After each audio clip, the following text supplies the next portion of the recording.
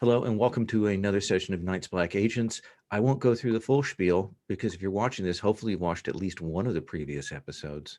My name is Lowell, pronouns he, him, and this session is part of the Gauntlet Gaming Calendar. You can find out more about that at gauntlet-rpg.com.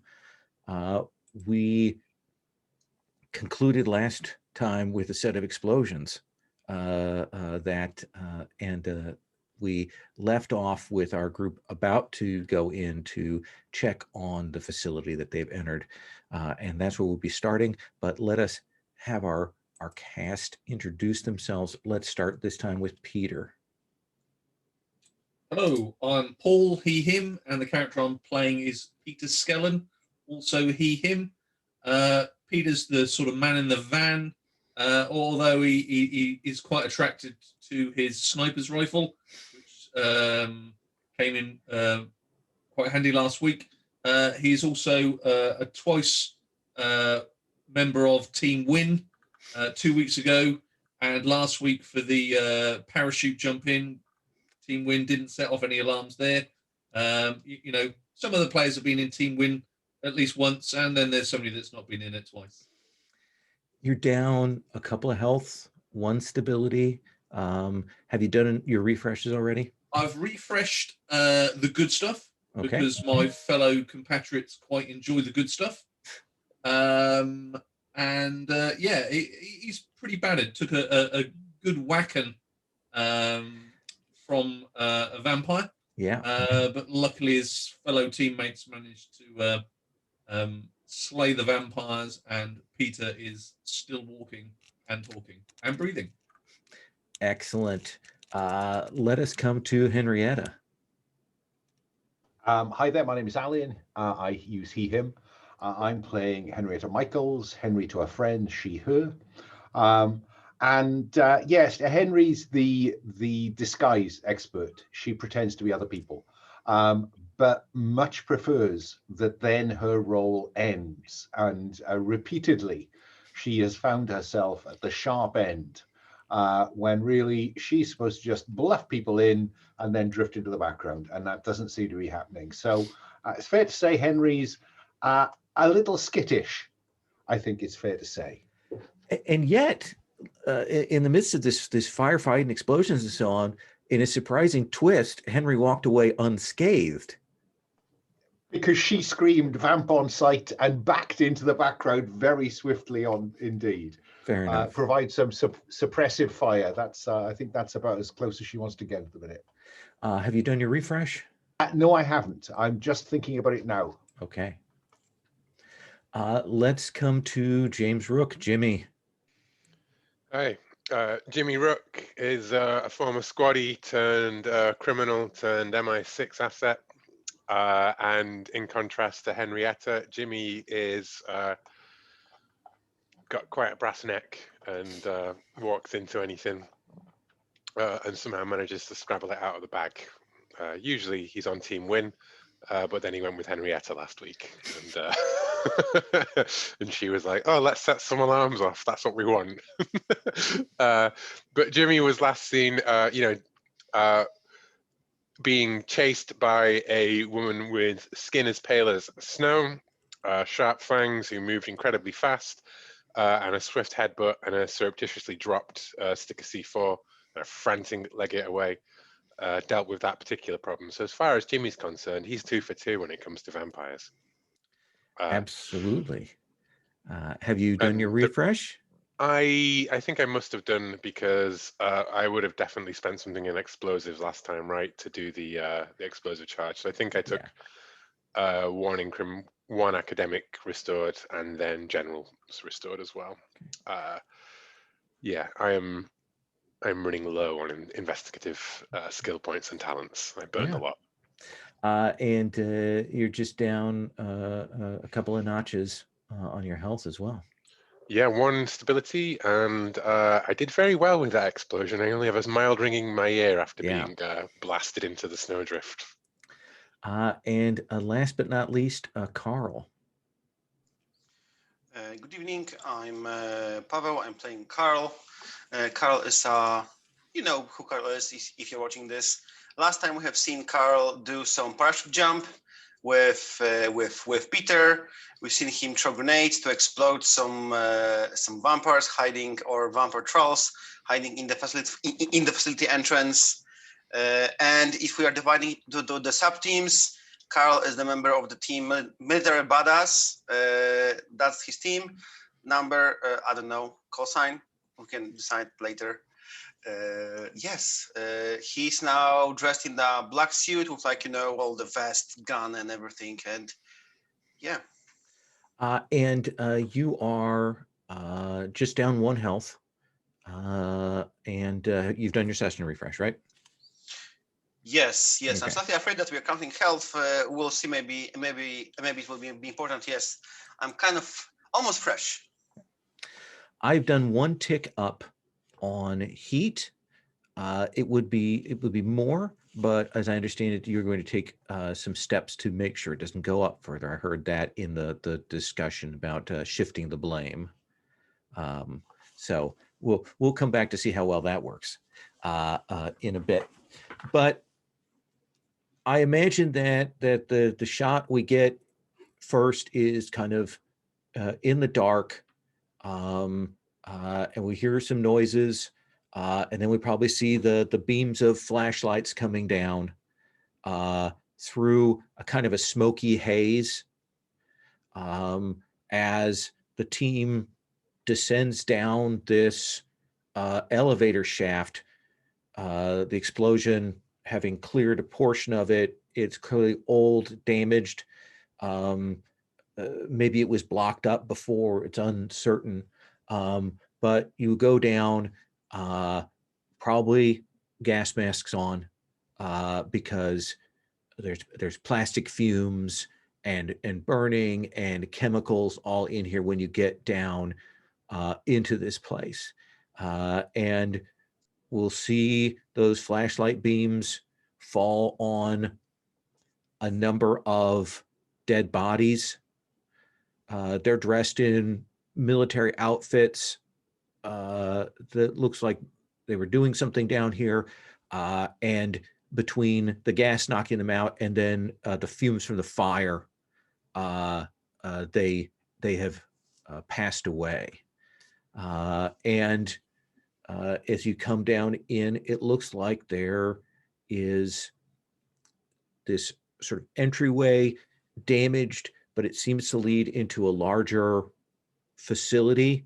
I mean, again, those beams are going through the smoke and haze, so it's hard to entirely see, but this definitely looks like a multi-stage laboratory as you move down into there and take a look around. I'm going to assume that you've taken precautions, that you've got cameras or whatnot upstairs if you want to have the whole team down here. But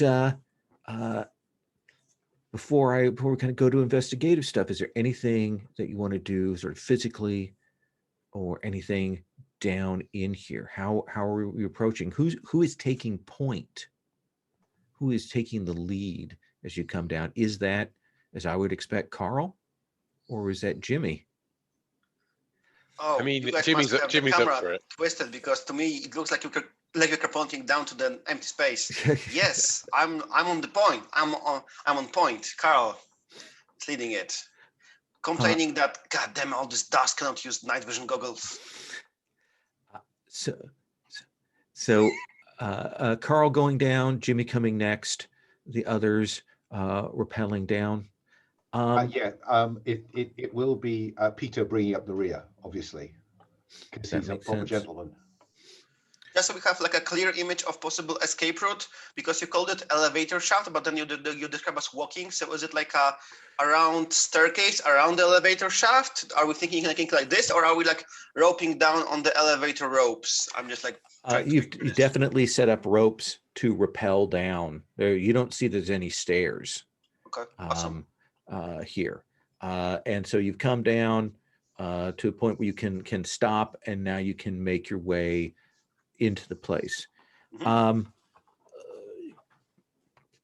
Carl, you have notice, surveillance, and survival. So I think, as you move around first glance, this is without a spend. It looks like there must have been a team of another 5 people down here. A quick check tells you that they are not enhanced like those people were upstairs. There's still, of course, the bodies are relatively fresh, but they're cooling. It looks like they were doing some kind of search through and setup on the place. But kind of looking at how the place is laid out, you would say that people have been down in here in this facility, have reopened it, because remember there was that explosion that closed it off. You would guess that people have been down here working in this place for at least a year. But it looks like this team that was down here presently were doing like a last scrounge before they were going to scuttle it, because you can find that they have explosives on them. They've got marked out positions for detonators. Like they were clearly here to get what last scraps out of this place and burn it to the ground. I think my Carl, coming from the military commando, his first priority is to like secure all the area, check all the corners, locate possible doors leading to further down the facility, and then when he like secures the place, we see him like moving like from corner to corner. Then he would like investigate the chemistry stuff or like whatever is over here. But first, just like secure the place that there is no more threats. Let me give you a sense of the physical layout, and then I'll go to the others, and then we'll come back on your chemical test. So there's definitely this entryway that you come into that has the most signs of damage, wreckage, and so on. It's sort of rebar and concrete down here. A very plain facility. It does look like there are, as you kind of move through, some like living space here. Very primitive, very basic setup. It looks like, there's generator, the stuff for the air vent that, drew down the gas into here. That's all in here. Some other things, but it definitely looks like there are 2 multi-purpose labs. Like just at it kind of walking through there, they have multiple things to them, but they seem like they're set up for sort of 2 different directions of research or work. And that's what you'll get on that sort of first walkthrough. And you're pretty sure that the site is secure. The only method of access is that elevator shaft. It also means it's the only method of exit. Just to get the picture of these labs, are we thinking like, labs from like some pandemic movie, like white walls and like, this like air vent, almost to, not like air vent, like an airlock to get inside? Or are we just talking like a tables, like a drug lab with everything on a table, just like to get the image of it? I think more sophisticated, but also like this is clearly 20 years old. The actual lab material itself is at least a couple decades out of date, but it is more high end. Sure. Jimmy, let's come to you. What are you looking for? What are you doing here? Can I just ask, because I think it would have been something we would have done as I got pulled out of the snow, the remains of the vampire woman. Yeah. You wanted to do something with those? Well, I wanted to just see what they are. Like what is the They are cold, fleshy bits with scorch marks on them. However, they are not nearly as scorched as you would expect them to be. They are spread all over the place here. I remember asking at the time whether we needed to do anything else. I'm just now suddenly nervous that we should have moved them further apart from one another, these bits. Oh no, well I think that while you guys were getting the rappel sorted right and things like that. And Jimmy was clearing out his ears. He was fetching body parts and dumped them all into, went over to one of the cars parked here, siphoned some petrol out, and then set them on fire. All right. I actually want you to make a roll for that. Oh, God. And I think I want you to, let's see what the appropriate one is for this. I think Cool, maybe? I think this is actually cool. Yeah. This is about you kind of holding it together, because you're having to, like you're rough and tumble, but you're picking up body parts and pieces, putting them. Oh, I mean, I have a bitch that tried to kill me, so I'm fine with that. Yeah. It's whatever freaky stuff happens after that that's going to be problematic, I think. I will spend 2 points on that. Okay.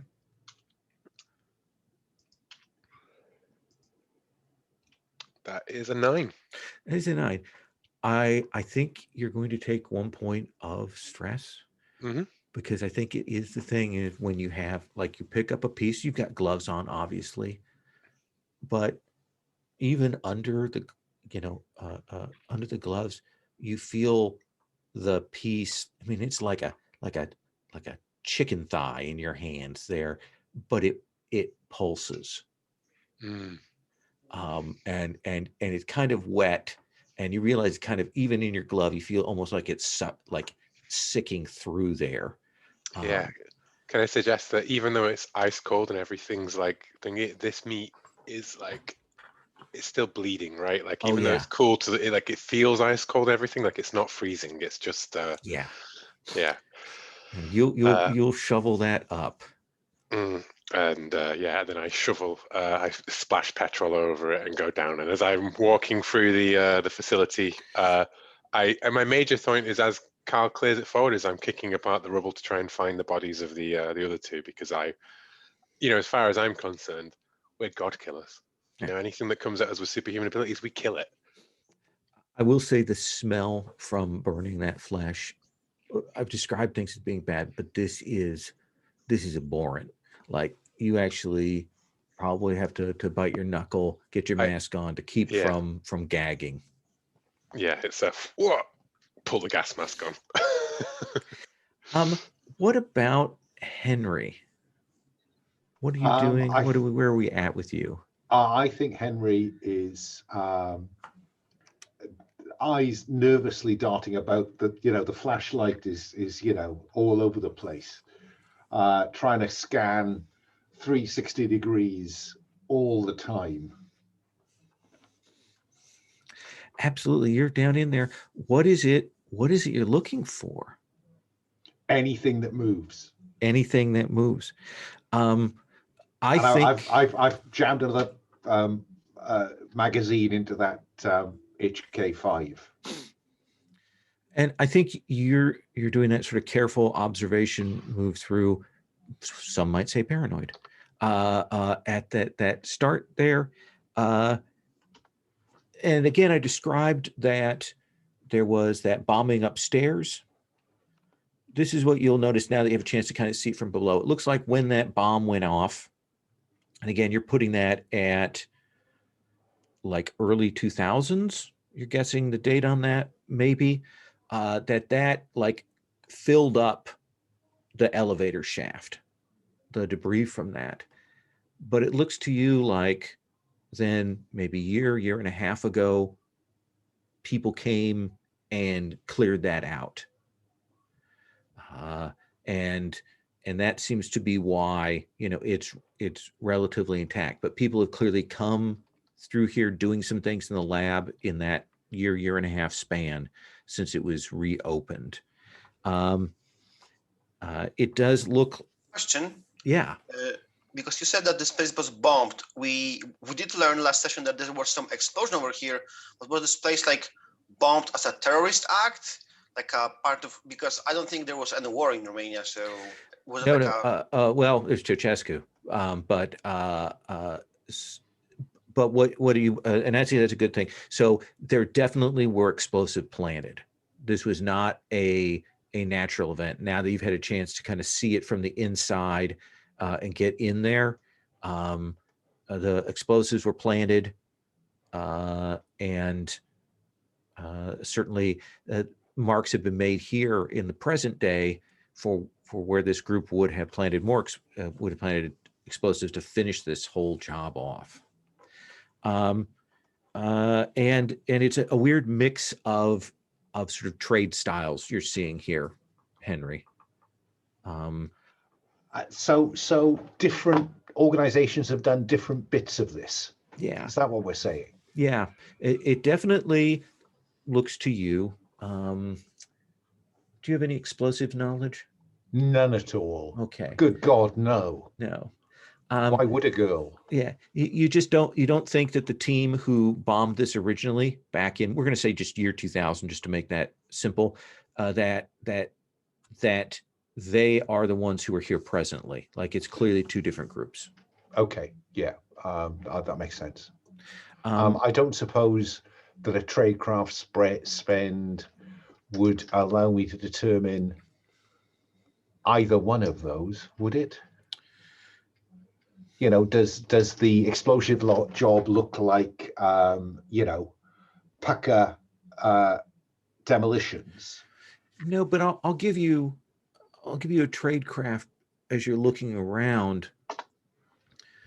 The way the lab's set up, the way things are positioned, there's not much in the way of documentation here that you're seeing on first glance, but you're seeing bits and things that all say to you, whoever set this up, lab up, it was definitely a Brit op. Yeah, okay. Just to kind of confirm on that. Yeah, so the equipment is British made, the glassware is British made. Okay. Let's come to Peter. I think Peter's going to make a beeline for the labs. That's definitely an area where he feels reasonably proficient and confident. So either using research to look over all the if there are any notes still there, if not medicine, if one of them looks more sort of medically orientated, I'd definitely be looking at spend in either of those two areas. Are you more interested in paperwork or getting a picture of what the lab's about? Let's go for paperwork. Okay. I think that you will pull through. It looks like a lot of records and things like that were clearly taken by whatever this team was who just opened this, year and a half ago. But you will glance around. It looks like there are probably some records like names, IDs, that kind of thing in amongst the lab stuff. But the thing that will strike you is, and this is probably away from the others, so you can decide how you want to handle this, is you find buried back behind one of the lab things, a pair of pages, clearly official, to have some notation on it that is very strange. And if you'll give me a moment, I will put that in the folder for you.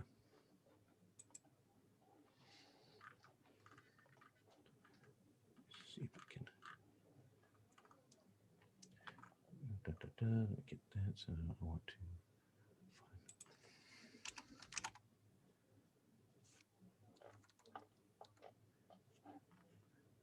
sheet, so we'll just do it this way.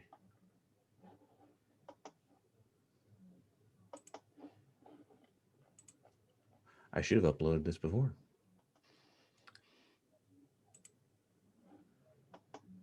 Barely contain my disappointment, lol. I know. So lackluster.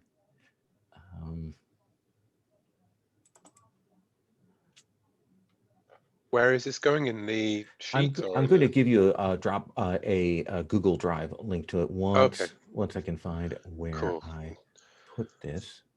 Yeah, no, just because we don't have the normal like drive of play materials, right? Because everything is in the spreadsheet, really. Yeah, I forgot to do a folder, which I may have to do that. Where is the key?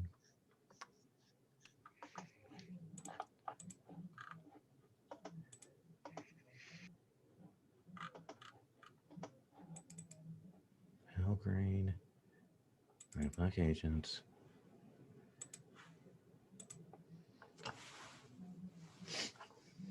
me a second while this PDF uploads, and then I will share this with you.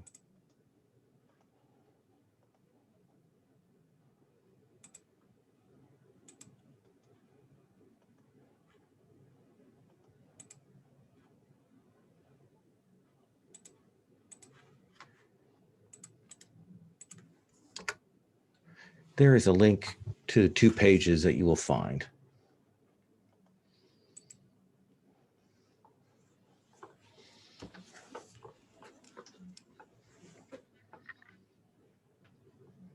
Okay, well, it's got the crown symbol on it, so I would definitely say this is British. I will share it, even though knowledge is power. It's also Now, a 4-ring punch, which I think is traditionally British. I assume it's on A4 as well, even though I resized it for the letter size. With any of my with my skill set, can I determine what is the purpose of this facility by looking around, using research, maybe medicine? I'm thinking, was it a vampire sort of production facility, a containment facility, anything in those 2 directions? I'm going to give you the Where would I look to basics. spend? Yeah, let me give you the basics without a spend, and then I'm going to go around. But I think you'll, at a glance, it looks to you like in both cases they were doing research. On the one side, it looks like maybe they're trying to formulate something. Like it has the look of that kind of chemical building up, but also biochemical things like that. The other one, just at a glance, looking through, yeah, it's definitely medical, but it's not like what the other lab is doing. And we'll come back to that when you have a chance to take a deeper look there. Carl, what are you hunting for as we swing back to you? Yeah, I probably get into the first lab and start looking around. You have Smelling medicine or stuff. chemistry? I have both. Okay. Just trying to get the read on what they were doing here. If you want to make a spend from either one of those, Yes, I will give that to you. I will. I just done it. It looks to you as you go through this first, we'll say the left-hand lab, that is more chemical formulations and things like that. You can see that clearly there was a lot of blood work being done, though it looks like some of that has been taken away. It looks like there are other procedures, like materials that are here, and it looks like they were trying to modify or create some kind of formulation using the blood samples that they had here. You will find, while you probably don't find any of the blood, you'll find notes that it looks like there were 3 subject lines of blood that were being used, that they have listed as daughter Erd, daughter Verandi, and daughter Skuld.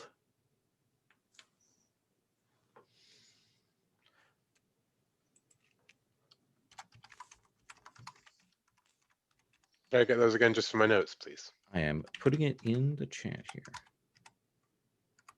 I don't even know why I bother asking. I should just wait. Yeah, so it looks to you like they had 3 bloodlines. They clearly were taking care with those bloodlines, because you will find, Carl, that there are formulations that when you kind of check it out, looks like they had garlic in a kind of a liquidized sort of paste format, marked around all of the things, apparently using that as some kind of containment, which you have enough vampirology to put that together. It looks like they have some other things stowed away, including what appears to be some thermite and some other materials there. In this lab, you will also find, this is the last thing I'm going to give you on this, a couple of bodies. And these have been pushed off to the side like they are 20 some years old. You guess people who were down here when the initial bombing happened. And those bodies have been moved aside so that whoever was searching this place more recently could get at what was going on here. I guess that 20 years old bodies would have already decomposed, and it would be more like skeletons. At least that's what I would expect. So it's like bones. Yeah. And I think at a glance, you can tell that they must have died from asphyxiation down here. There's no signs of like gunshots or anything like that. But you can probably pull their IDs and get those, and we'll come back to that, but you can get names off of them. Mm-hmm. Jimmy, let's come to you. Sorry, I'm just containing my excitement at some of the stuff in this handout, having read some of the Dracula dossier, and then trying to do that metagame knowledge versus player knowledge thing. So the document that Peter found, has two different studies in, basically S-serum and SBA's two different projects. It feels to me, right? Mm-hmm. Is that what do we have an indication that's what each of these labs are working on? Like one of them was on one and one of them was on the other? Do you want to make a chemistry or medicine spend? I have so very little in any kind of points in anything. I have 0 points in any interpersonal, and I have 1 point left, and I only have criminology, military science, vampirology. I have data recovery, notice, surveillance. But how do you want to make that last vampirology spend? Well, I was thinking that probably the best way of making the vampirology spend is actually to do this disinformation for the thing and to use our knowledge of the Greeks to make it look most as like the Greeks as possible. So is there anything I can get with a 0 point for? Yeah, I think you can just, you're kind of looking at the notes, what they're talking about the serum, you kind of looking at maybe some sketches and notes of your kind of things. It looks to you like what was being formulated here was not that either of those serums or things from the notes, but that they were trying to build something on that. Like they were trying to create something new, perhaps on just, I mean, and you're like, maybe, because it's very sketchy there. Does that seem like fair info? That seems perfect. My other thing is that, looking over Peter's shoulder at this report, my eyes immediately going with SBA container, and I think to the pale woman that I blew into pieces up above, and I wonder, is there perhaps a container anywhere within this facility? There is not. Okay. Yeah, I am. I think Jimmy is a bit too. I'm going to fictionally say my lack of investigation skills is being blown. Let me give you my butt on that, though. Oh, sorry. I think you will find a space towards the back of this place where there clearly was a container that was moved some time ago that you guess was down here for 20 some years. Okay. Let's come to Henrietta. I think I will be interested in this document too. But I suppose that the thing that's freaking me about this document is that it is, of course, patently MI6, and it is. But I'm wondering if I've ever seen it has. I mean, it's got the crown. It's got this bizarre kind of wine glass underneath it. I'm just wondering if I've seen that anywhere. You know, does this give me what I'm looking for here is, does this connect to anything, anyone in MI6? I think, well, let's go back to when you were burned. And again, let's go over. Tell me, describe again the circumstances. Yeah, I was sent in undercover, ostensibly to infiltrate. You know, this was corporate espionage, economic espionage. But in there, I encountered something that I believed to be supernatural. And when I ran a mile, my backup had evaporated. And I then read my obituary. So, you know. Yeah, unless you want to make a tradecraft spend. Oh, I don't think I dare at this point. I think I'm so low in some of these at the minute. Fair that enough. I think That's I'll fair sit enough. on that. I'll Then just you look worry at this, myself. you haven't seen this, like off the top of your head, looking at this, it's not something that you can say, yeah, I've definitely seen that before. Okay. Maybe it'll come to me later when I've Yeah. got more points in my back pocket. So what do you want to look at then? Well, I don't, is the honest truth. Absolutely. Henrietta wants to stay where most of the lights are. And I'm guessing that I'll be holding the torch so Peter can read the documents, because that's much more reassuring than wandering away in this place. Sure.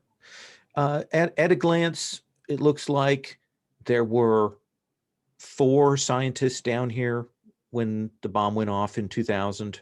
Their bodies are down here.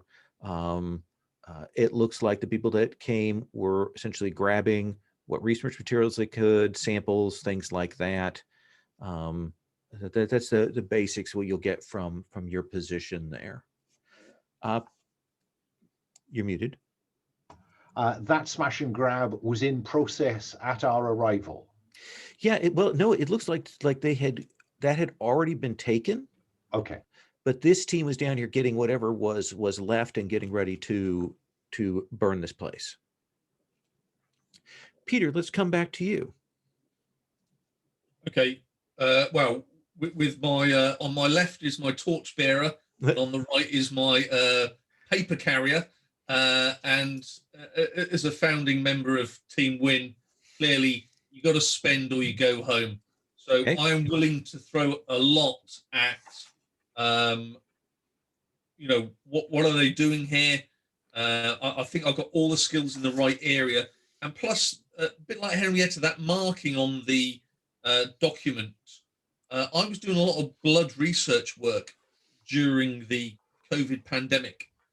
And that's when I sort of found out that blood was sort of going missing. Would a medicine spend linked? Well, let me ask you this: which one do you want to know about right now? Do you want to know about that, or do you want to know about the lab that Carl hasn't looked at? I'll let Carl look at the lab then. Don't want to steal another man's thunder, so I will go with the MI6 or connection, whatever. So spend from medicine, yeah. Yeah, I think let's have you make a 1 point spend from medicine. And I think that stuff went missing, and you were tracking back, and you're an agent, you're on the ground. And I think that at some point you were able to intercept some paperwork, indicated that there was an organization that was siphoning off blood supplies, rerouting things. And I think that symbol was definitely on it. That this was a ultra high secret document you shouldn't have seen, and it definitely pointed at a more dangerous situation there. Okay, so we've got a definite link in now. I think to UK Secret Service, so that's pretty good. Yeah. Over to Carl. Let's come back to you, Carl. You've kind of gotten the read on one of these facilities. But I have like a follow-up question because Yeah. because I feel like a spend could give me something more than just they were doing some blood testing. So my hypothesis after I was told on comms about some it was called SBA.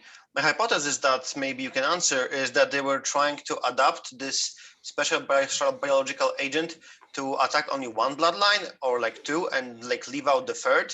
Ooh, Is that's this the purpose of the research they were doing here? Do we get some indications? Let's have you make a medicine spend. So just to clarify, the earlier spend didn't give me much except that they might be afraid of garlic. Is that what I gained from us? It gave you a sense that they are formulating this, that they have a variety of bloodlines, that they're trying to create some serum. And I think what this spend will get you is they clearly had some sort of formula, this serum probably the serum that's mentioned in the document. Okay. And rather than making it targeted, it looks to you like they were using these 3 bloodlines and blood samples to try and create a new version, like maybe an enhanced version or a different version. It doesn't look like it's targeted to those bloodlines, but rather those bloodlines were being used as the basis of the formula. Super vampire. And given the protections that you're seeing around here with garlic, you suspect that those are 3 vampiric bloodlines. Okay. Which suggests to you that the formula itself is made from vampiric blood. Okay. I hope you guys can make something out of it because I'm drawing blanks. Cool. Well, do you want to spend from me for this information? Yeah. Basically, you have indications that there exist serums that can enhance people that are built on vampire blood, and putting 2 and 2 together with those people that you saw upstairs, they were clearly on something. Maybe those guys that you fought in Bucharest, the Hounds, that might have been what they were on, something like this. What these scientists were down here doing is clearly trying to refine, develop, and enhance that kind of serum in this lab. Because the S serum in this documentation isn't perfect yet, is it? No. I think there were some side effects. There's some side effects. I'm not afraid to zero myself on the investigative skills. So now having this knowledge, I would like to cross-reference what I know from vampirology isn't very perfect knowledge, but if they can already make thralls by somehow, why would they need serum to enhance them? I think how does it fit together? Is it time for us to get around the table and have a conversation about this? Well, I don't think you need to spend on this. Let me fill this in, and then we'll kind of do the last one. This is very clearly not being used by vampires, but being used by people. And it says to you that people are utilizing vampiric blood to do this, which opens up a whole can of worms for you. Oh, yeah, that's our conclusion. That Kathleen. Oh, that's what's happening. Let me come back to you. I'm going to do one more round, and then let's have that a convo of the group here, because I want to give you plenty of time to look through here. Jimmy, let's swing back to you. That empty casket wasn't in the other lab, was it? It was just no. It was back in a storage area. Yeah. I assume that someone's going to go into lab 2 before we reconvene, right? You know what? Not your forte. No, it's certainly not. Not at the moment in particular. I would like to find whatever's left of our pale men. Oh, I don't think that's even a spend for that. I think you would have had those bits and pieces upstairs. I think that you've already bagged up. Yeah, well, I take samples, Okay, including yeah. blood work, Sure. which I'll just note down in my little ongoing assets of things that we can maybe exploit later on. The guys down here, the dead bodies, lab 2. You know what? I just go into lab 2 and start poking around. Okay. Why don't you make a notice spend for me? Yes, that's something I can do. Can feel useful. Mind you, I killed a vampire last session. Yeah, you're useful. Even if you botch this whole thing up and get killed, you did a great job last time. Yeah. You will find a photograph down here. It has that look of a photo that is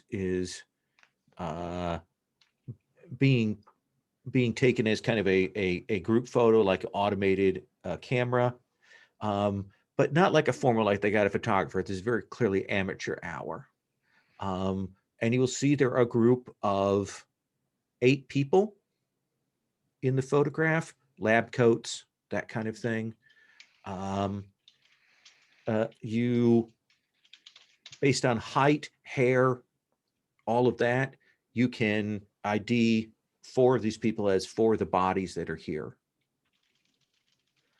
But there are 4 other people, 2 men and 2 women in the picture that aren't down here dead. And the thing that will strike you is how much one of these older women in the photograph looks to you like the photo that you saw when you were running down the stuff on AgriWealth. Looks like Ursula Kane. That's not who I thought you were going to say. Looks like Henrietta. Dun, dun, dun. Yeah, I did kind of think, I was wondering if it was Morgaine more than anything else. But yeah, Ursula Kane. But yeah, okay, see, one of them clearly looks like that. You're not sure if it is. The photograph's not great, but there are 3 other people then that are also in the picture. Their bodies are clearly not down here, and you've got a pretty good shot of their faces. And Ursula Kane perhaps looks, it's 20 years ago at least, this photo, right? Oh yeah, absolutely. Yeah, and she's a very wealthy woman, but I'm assuming that she still looks quite similar in that picture to how she might do today. Yeah, I don't know if do we put a picture of Ursula Kane in the thing? No, I haven't put that picture. I'll have to get that picture for you. Ursula Kane is the CEO of the Underworld? Yes. Yeah. The highest person in what we've identified so far. The non-aging person. I'm assuming, well, that's me making a leap, but I imagine that would be something that Jimmy's definitely like once he recognizes her and he knowing all this stuff. Let me, in fact, I think I've got. You might call that a 0-point vampirology spend. Maybe. Let me grab, because I do have her picture in the folder. Pictures, modern characters, NBA. Is that subfolder? Let's see here. I just want to say the mirror board is getting convoluted as hell now.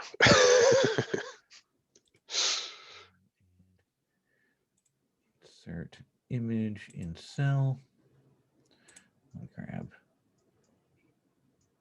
Where is it?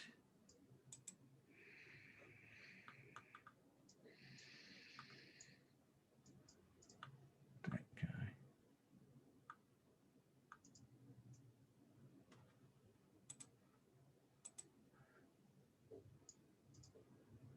guy. So I've put Ursula Kane there next to John Benzokopi, and that is her husband then,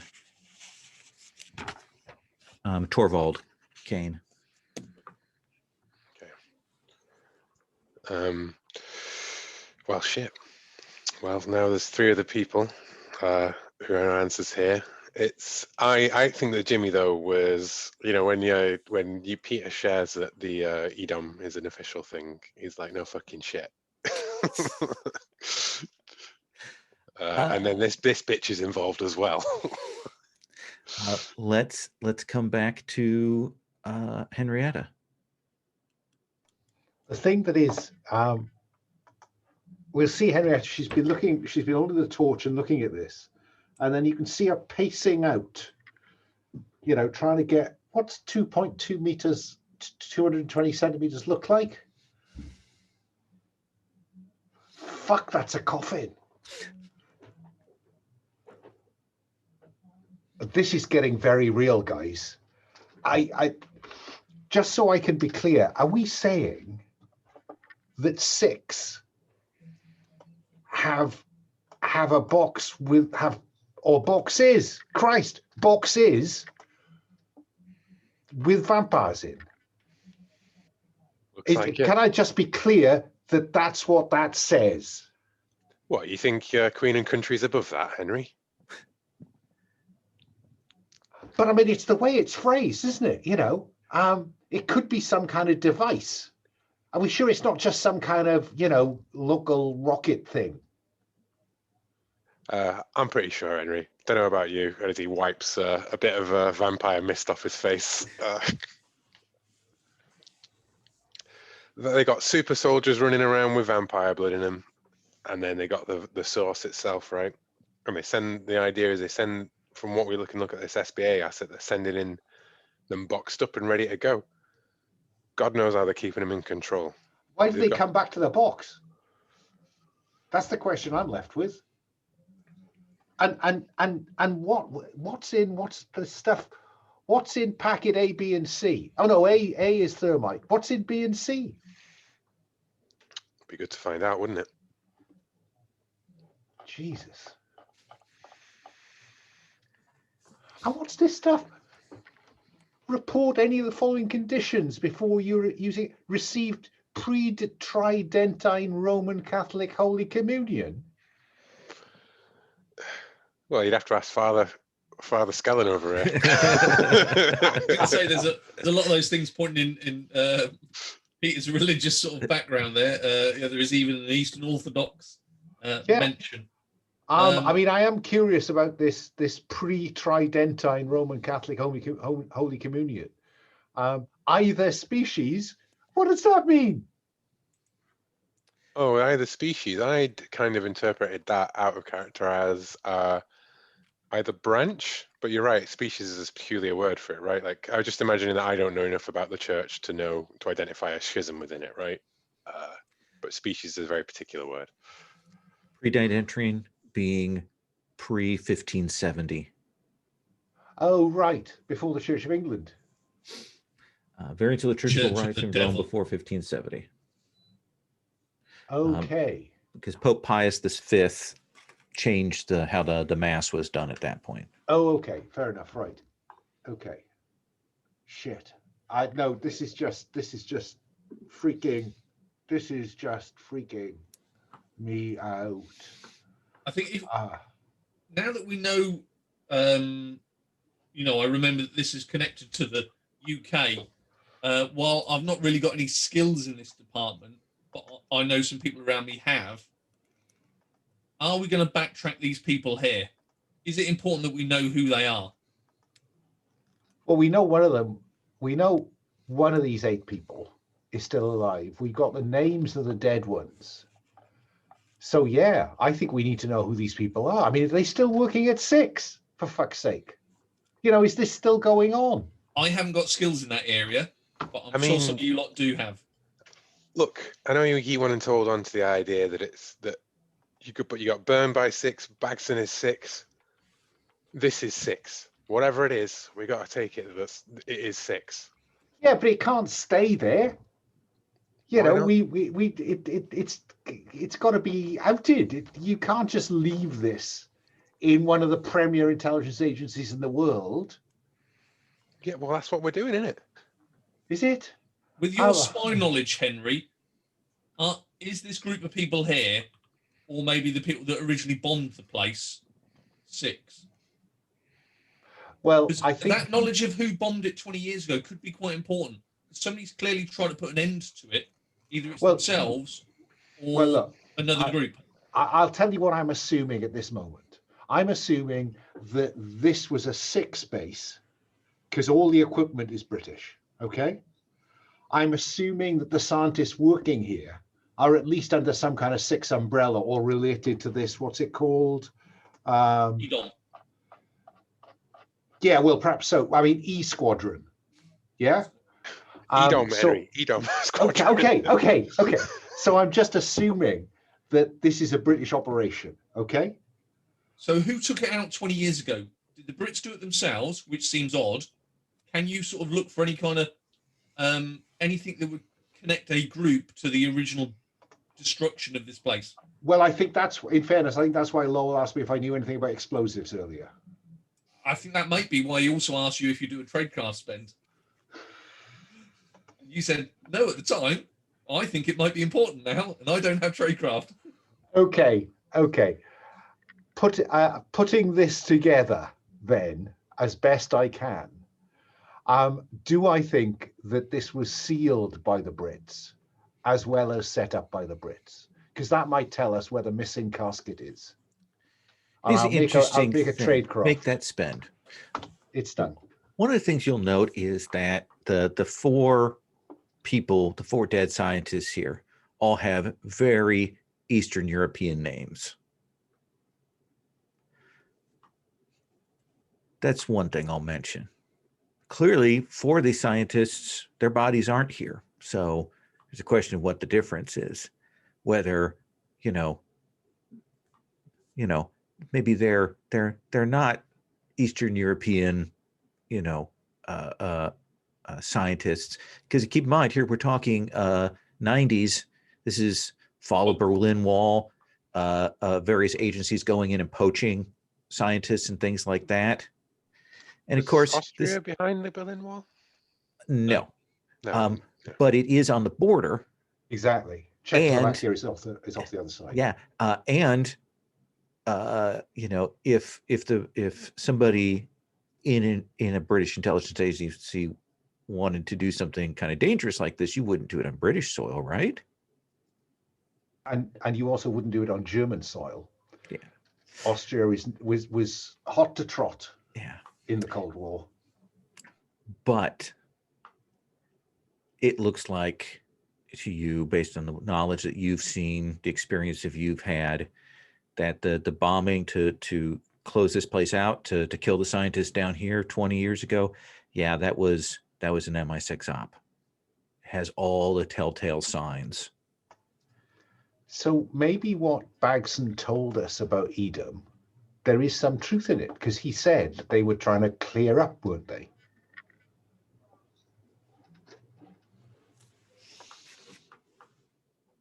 Yeah, there was definitely, it looks like a cleanup.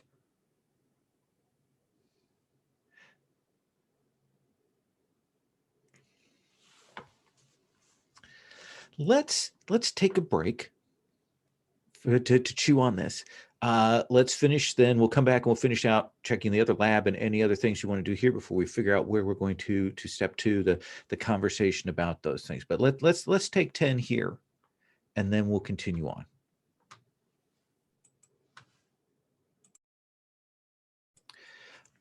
So I think we left off with the group having gone through things. Do we want to do one more once around, or do we need to do a group talk? How do you feel about that? I think it's worth just clarifying so we're all on the same page. I think so. I think I know where I am. I imagine that one of these lab tables is pulled over, chairs are dusted off, papers and notes and things are put on the table where you found them. The picture is there. Like maybe before we should check the other lab. Maybe there is still something. Oh, that's true. There's another lab. There Yeah. is. I mean, I'm zero on anything useful, but at least I can go have a glance. We sit down and we're about to, what's going on? And then we turn to the lab.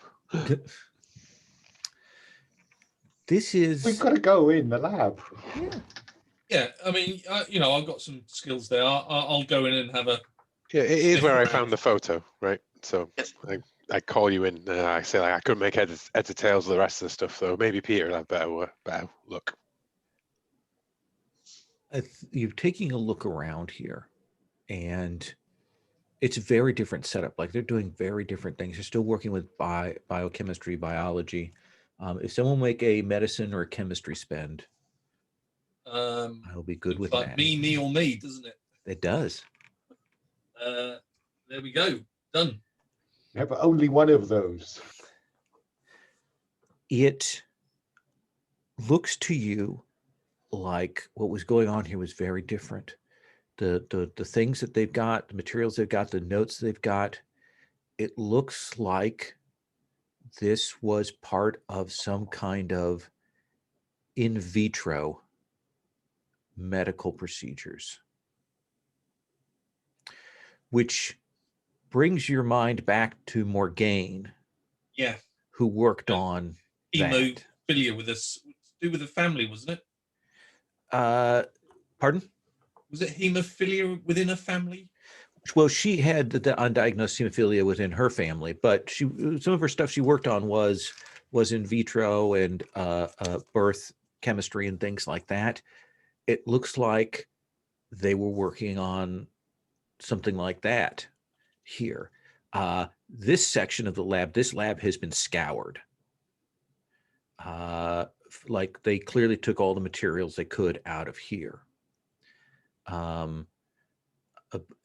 But you will be able to find like some blood vial records that are still around with some names, like clearly the like maybe a half dozen names of women who were treated. Okay, that's good. We can do a lot with that. But you're not sure exactly what they were doing in vitro, but it definitely involved vampire blood. And notes, one of the things you notice about the safe handling materials here, again, we've got the garlic and stuff, but there's some more procedures. It looks to you like they were targeting women who were pregnant and HIV positive. Essentially, probably using that as leverage to get experimental treatments, because of course that would have been devastating in the 90s. Still not recognized, still not a lot of treatments. So that's the deal with Lab 2.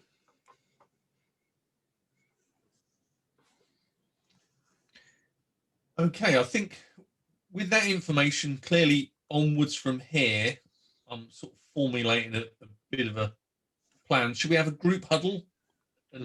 Yeah. You get some lights set up, attach some batteries so you actually get some lighting in here, and you can sit down, check the cameras and security upstairs. We use the lighting of the people we just murdered. Fair enough. Somebody else's head torch is more better than your head torch, always. Well, you never have to replace the batteries, do you? Exactly. Yeah, so when we come to that scene, what are you saying, Peter?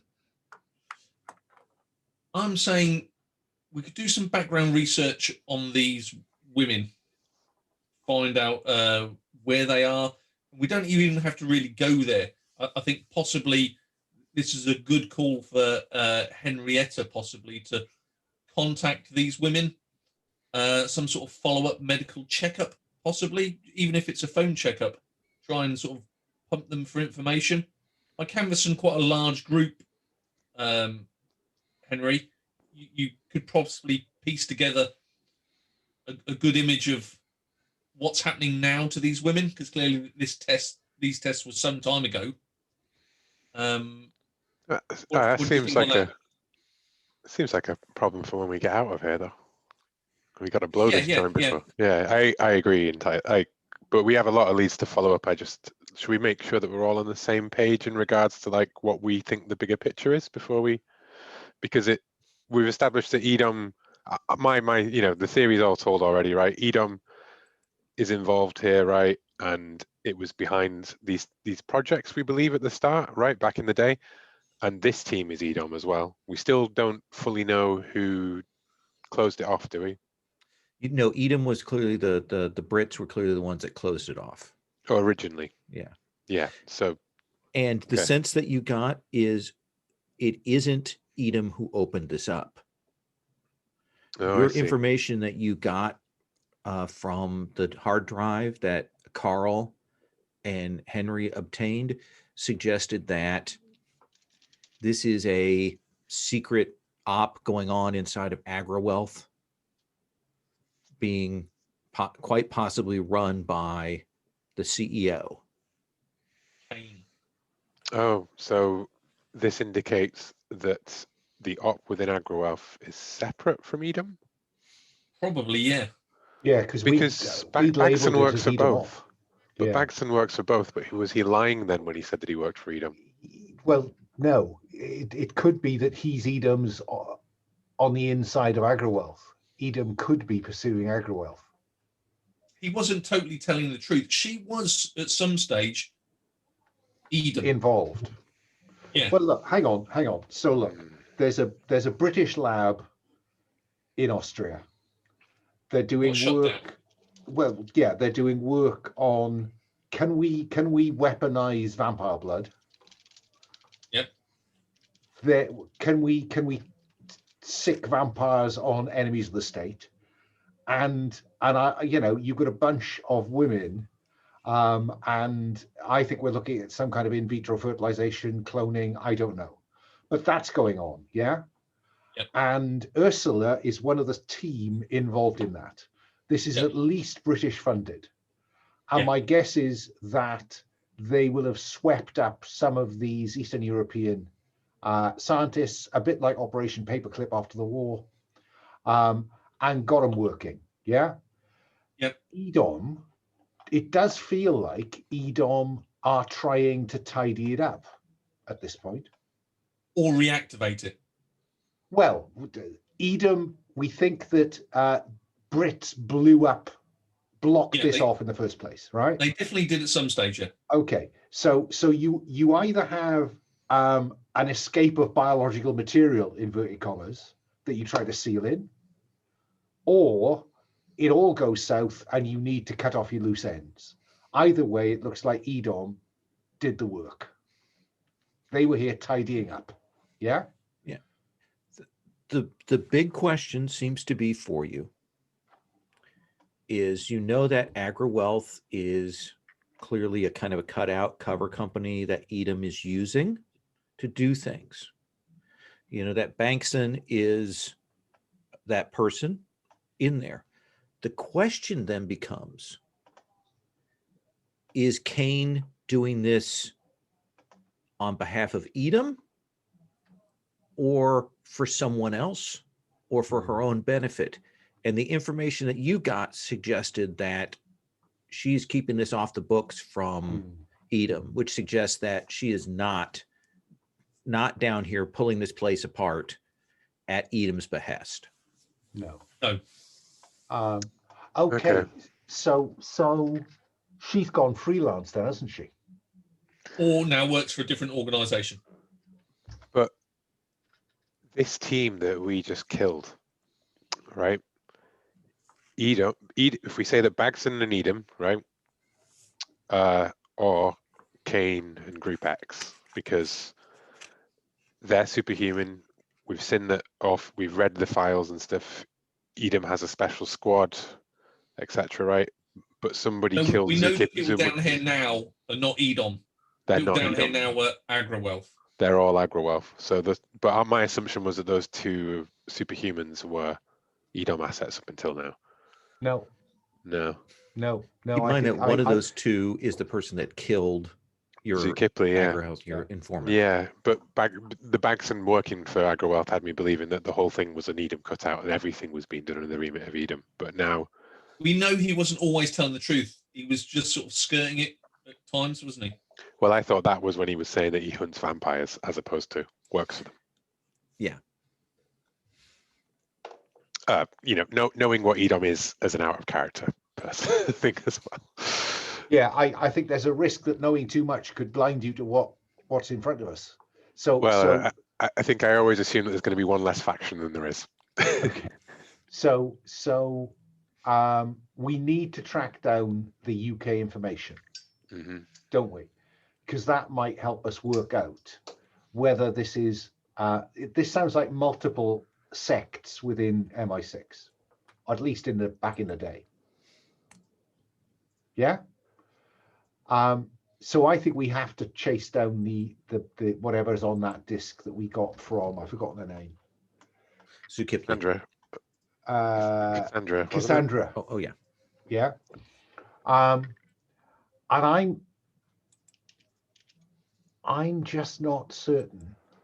We know that, oh God, what was her name? I'm losing track of the NPCs.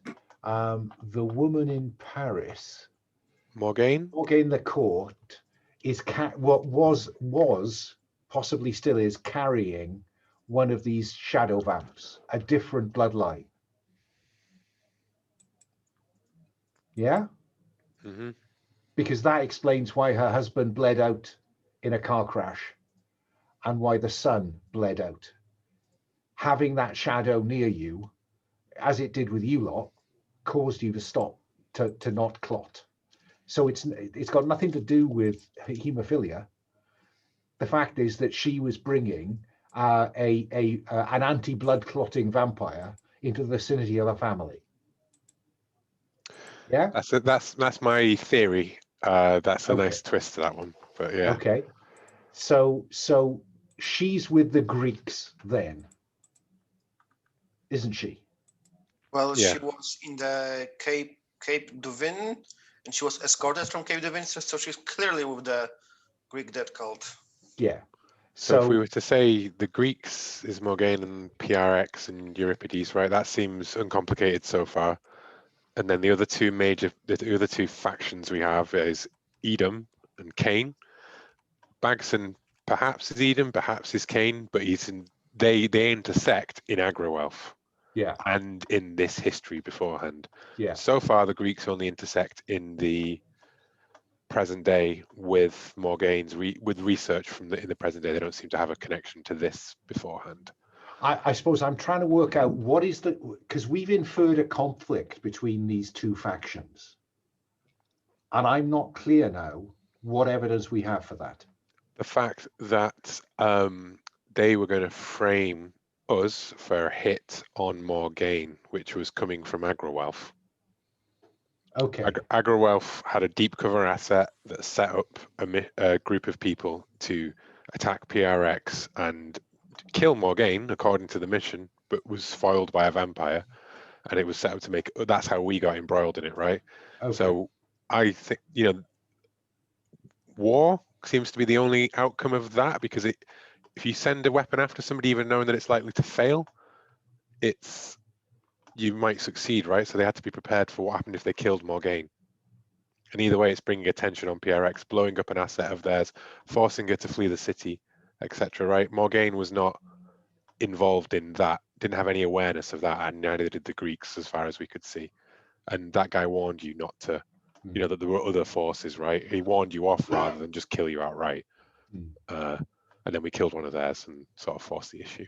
Okay. The question that I have is that, do we think that those Edom assets are our allies, or do we? Because it's now really hard to know shoot to kill or not shoot to kill. It's like.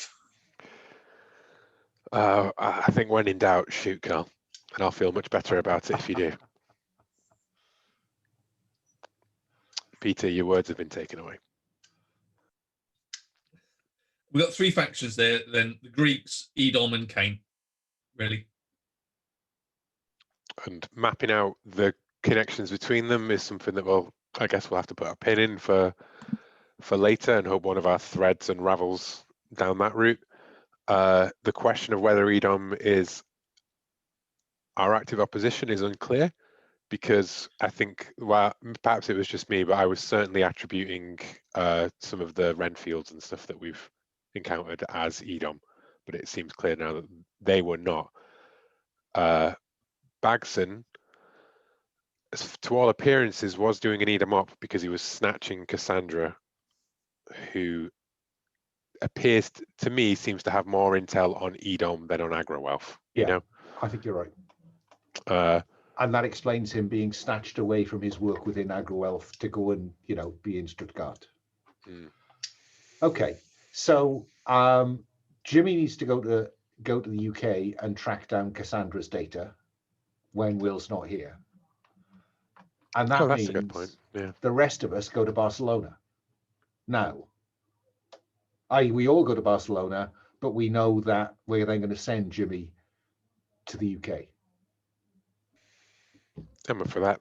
Like, yeah, as a plan for the rest of it. Should we wrap up the lab and the work? I would like to do a spend to try and direct as much of this towards the to somebody else. Towards the Greeks, yes. Towards the Greeks, intentionally or not. A war is a good background cover for us, right? So Jimmy, Because I don't think we know enough to tie up any of the ends at this end of the. right. Yeah. But you're also not in a place where you can go and do research now, so you've still got some pieces here to follow up on. Yeah. But Jimmy, how is it? What do you think is the appropriate skill to roll for making this look like a Greek hit? I think it is preparedness. Okay. And I think it is basically preparing the scene, having the right equipment for it, right? Obfuscating as much of like our activities and our stuff as possible, like the human aspects of it, right? Mm-hmm. But I think what I'm going to leave behind when we seal this place using the explosive stuff that they left behind, right? Mm-hmm. We leave a coin with the Greek god Nemesis carved into its front, the goddess of vengeance. Okay. Let's have you make that roll. I will spend 2 from preparedness.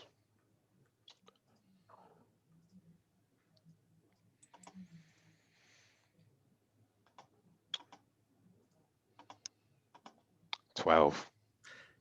It looks good. You clear your traces out of here. Boot prints, fingerprints, all that is cleared away. You do, some stuff to kind of cover up any tradecraft that you've used to make it look like things weren't taken. And you put that coin in a prominent and visible place. So if they come down here to look, that is where that finger of fate will be pointed at that point. All right, and I think I burn like a circle of petrol around it. It's in the middle of like a charred bit of, really you can't miss it. Basically. Absolutely, yeah. It is obvious and a deliberate signal. So we'll see the 4 of you roll out. Just to be clear that we have taken it, I think Carl grabs any mobile devices that those people who are currently working here had on themselves, so that we can maybe identify them and follow this. You mean the guys who got hit with your grenade? I mean the guys who are down here who. Oh, damn! No, good point. Thank you. I think the guy with the grenade, his phone probably. Yeah, their phone's gone. Yeah. So you can get their burner phones that they use for the op, and you might be able to pull something off of that later. Yeah, good call. Let me ask a question here. Do you want to use Safe House to have a place to fall back to? Have you used that yet? Afraid so. Yes, I used it to create the dungeon to spoof Bagson. So we have no safe house to play with at this point. So where are the 4 of you falling back to catch your breath and reorganize? I think here in Austria. I'm beginning to think we don't have a safe house. That's not an option open to us, and I don't think it's worth anybody else opening up a second safe house. That seems like a waste as a A talent. safe house can also be acquired by a role. It doesn't have to be like a Yeah. talent. So. Yeah, all it takes is network. Somebody have a contact in Vienna they want to call on? Henry has contacts everywhere. Question: Do we need to stay here because you said we are moving to Barcelona? So maybe we should go and do it there. I'm also like wondering because we are not in a shape to go and take the fight anywhere or do any kind of investigation further. This is definitely close this arc somehow because exactly this session is gonna finish out this arc for a refresh. But what I want to do is like not move you to the next location, but get you to a place where you can do research, get yourself set up. If you want to take effectively a long rest and get an in-game refresh, you can do that. But I just want to know. I think that would be a good idea. Yeah, and we don't want to be traveling across Europe while we're in this condition. So where's your contact? What city do you want to end up in? Oh, Vienna, city of spies. Okay, absolutely. Let's call her Marie-Louise Kruger. Okay.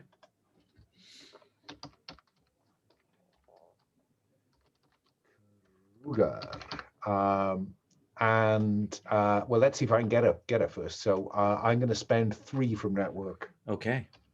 There we go. So I will roll 8, 9, 10, 11.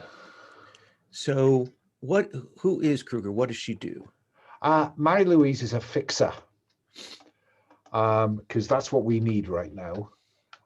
She's a fixer in Vienna. And Marie-Louise owes me for I helped her set up an arms shipment to some probably not very appropriate third world republic. And you call her and she's like, yeah, you come here to Vienna. You're lucky. We had a celebrity coming in to do a little sex tour, but he got caught up in a scandal, and so I've got a penthouse all set up for him, fully outfitted that he's not going to need. I've already paid for it, so I can put you up there. Look, Marie-Louise, it's not the one with the penthouse dungeon, is it? No. We were going to take him someplace safer. Okay. That would be wonderful, darling. Thank you. Absolutely. Yes. And she tells you that the Hotel de Croix, and head there. I'll have your name at the desk. Go pick up everything. Everything's covered. I trust this will square us. Until the next time I pull your ass out of the fire. Fair enough. We'll see how that goes then. And we get the driving montage, Bourne style, with the sort of wistful music in the background until we arrive at Vienna, and we get that montage there, and very nice hotel. Upscale in that way that when you come in, the concierge is there and is, how can I help you? Let me have your bags taken, or if you wish to carry them yourselves, and we'll get that set up. We've taken the liberty Carry them ourselves. Yes. The discretion is our middle name. If there's anything you wish to carry on your own. More discretion and slip him some. Has Austria gone euro? I think it has. Yeah. He'll say the chef has been alerted to your arrival. You just have to call down to the desk and place your order, and we'll have dinner brought up. We've taken the liberty of some complimentary drinks and so on are already up in the suite for you, and they'll take you up, and it's that half the top floor penthouse, the big main room, multiple bedrooms. It has its own kitchen, massive balcony out there with an endless pool on it, and very high end. And there's champagne is there waiting for you, and you all can take a full rest, which will be They still essentially charge for internet. Whoa! which means you can take a between session refresh right now. And I think that this will probably, I don't think anybody's down more than 3 or more than 2. Who is the No. max? 2. Yeah. So I think with people's medical skills and the full rest time here, I think you can heal up. We probably get that montage of bandaging and all of that. I'm happy to call it Stability. 1 point perhaps rather than 2, just to sort of run the risk of those health clocks, Sure. a little bit further. If nobody else objects, because I think I'm the only one who actually suffers from it only being a 1 point increase. Yeah. Carl, you've just been hit with a ton of information. You've just killed that guy who sniped your friend. And you saw a vampire. Maybe at the corner of your eye, you saw her turn from mist to human form. And you saw her blown up. And now you're in this posh Viennese hotel. So what do we see of you at that point? Just to clear things up, Yeah. before I describe the scene, do we also clear heal stability but 1 point? You haven't healed the stability yet. Okay. If Jimmy, you asked- talk to each other, we'll do that to heal that up. Yeah. Jimmy, you asked, can anyone spend medicine to heal you up, or did I like? No. I was saying I specifically wanted to take less hit points than full because, Okay. Just danger, and I've got 3 boxes to tick off if I do get really messed up. Okay, Blah, blah, cool. blah, I think the special forces guy, because they're doing like really risky stuff, when they have like a moment to relax, they just like go all in. We probably see Carl use this hotel like spa, and then maybe the camera shows him in this like endless pool as he's like swimming and sipping a free colored drink. Just like it's night, but he doesn't care. He just there in the pool and relaxing on the sun bench, because we usually spend so much time in dirt and in suits that having this moment to relax, Carl goes like all in. He knows he probably should have like shut the curtains and hide in the dark, but I could die at the moment. Like whether there's a sniper out there for me right now, or next vampire gets me. A man needs to relax. So I think Jimmy is right there with you. Yeah, the two of you relaxing, drinking. Carl? What does Carl drink?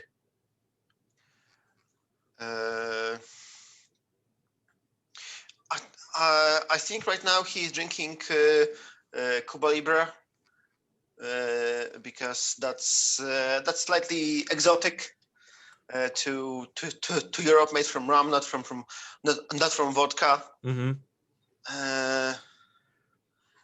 And I wish I had some cool question to ask Jimmy, but I don't.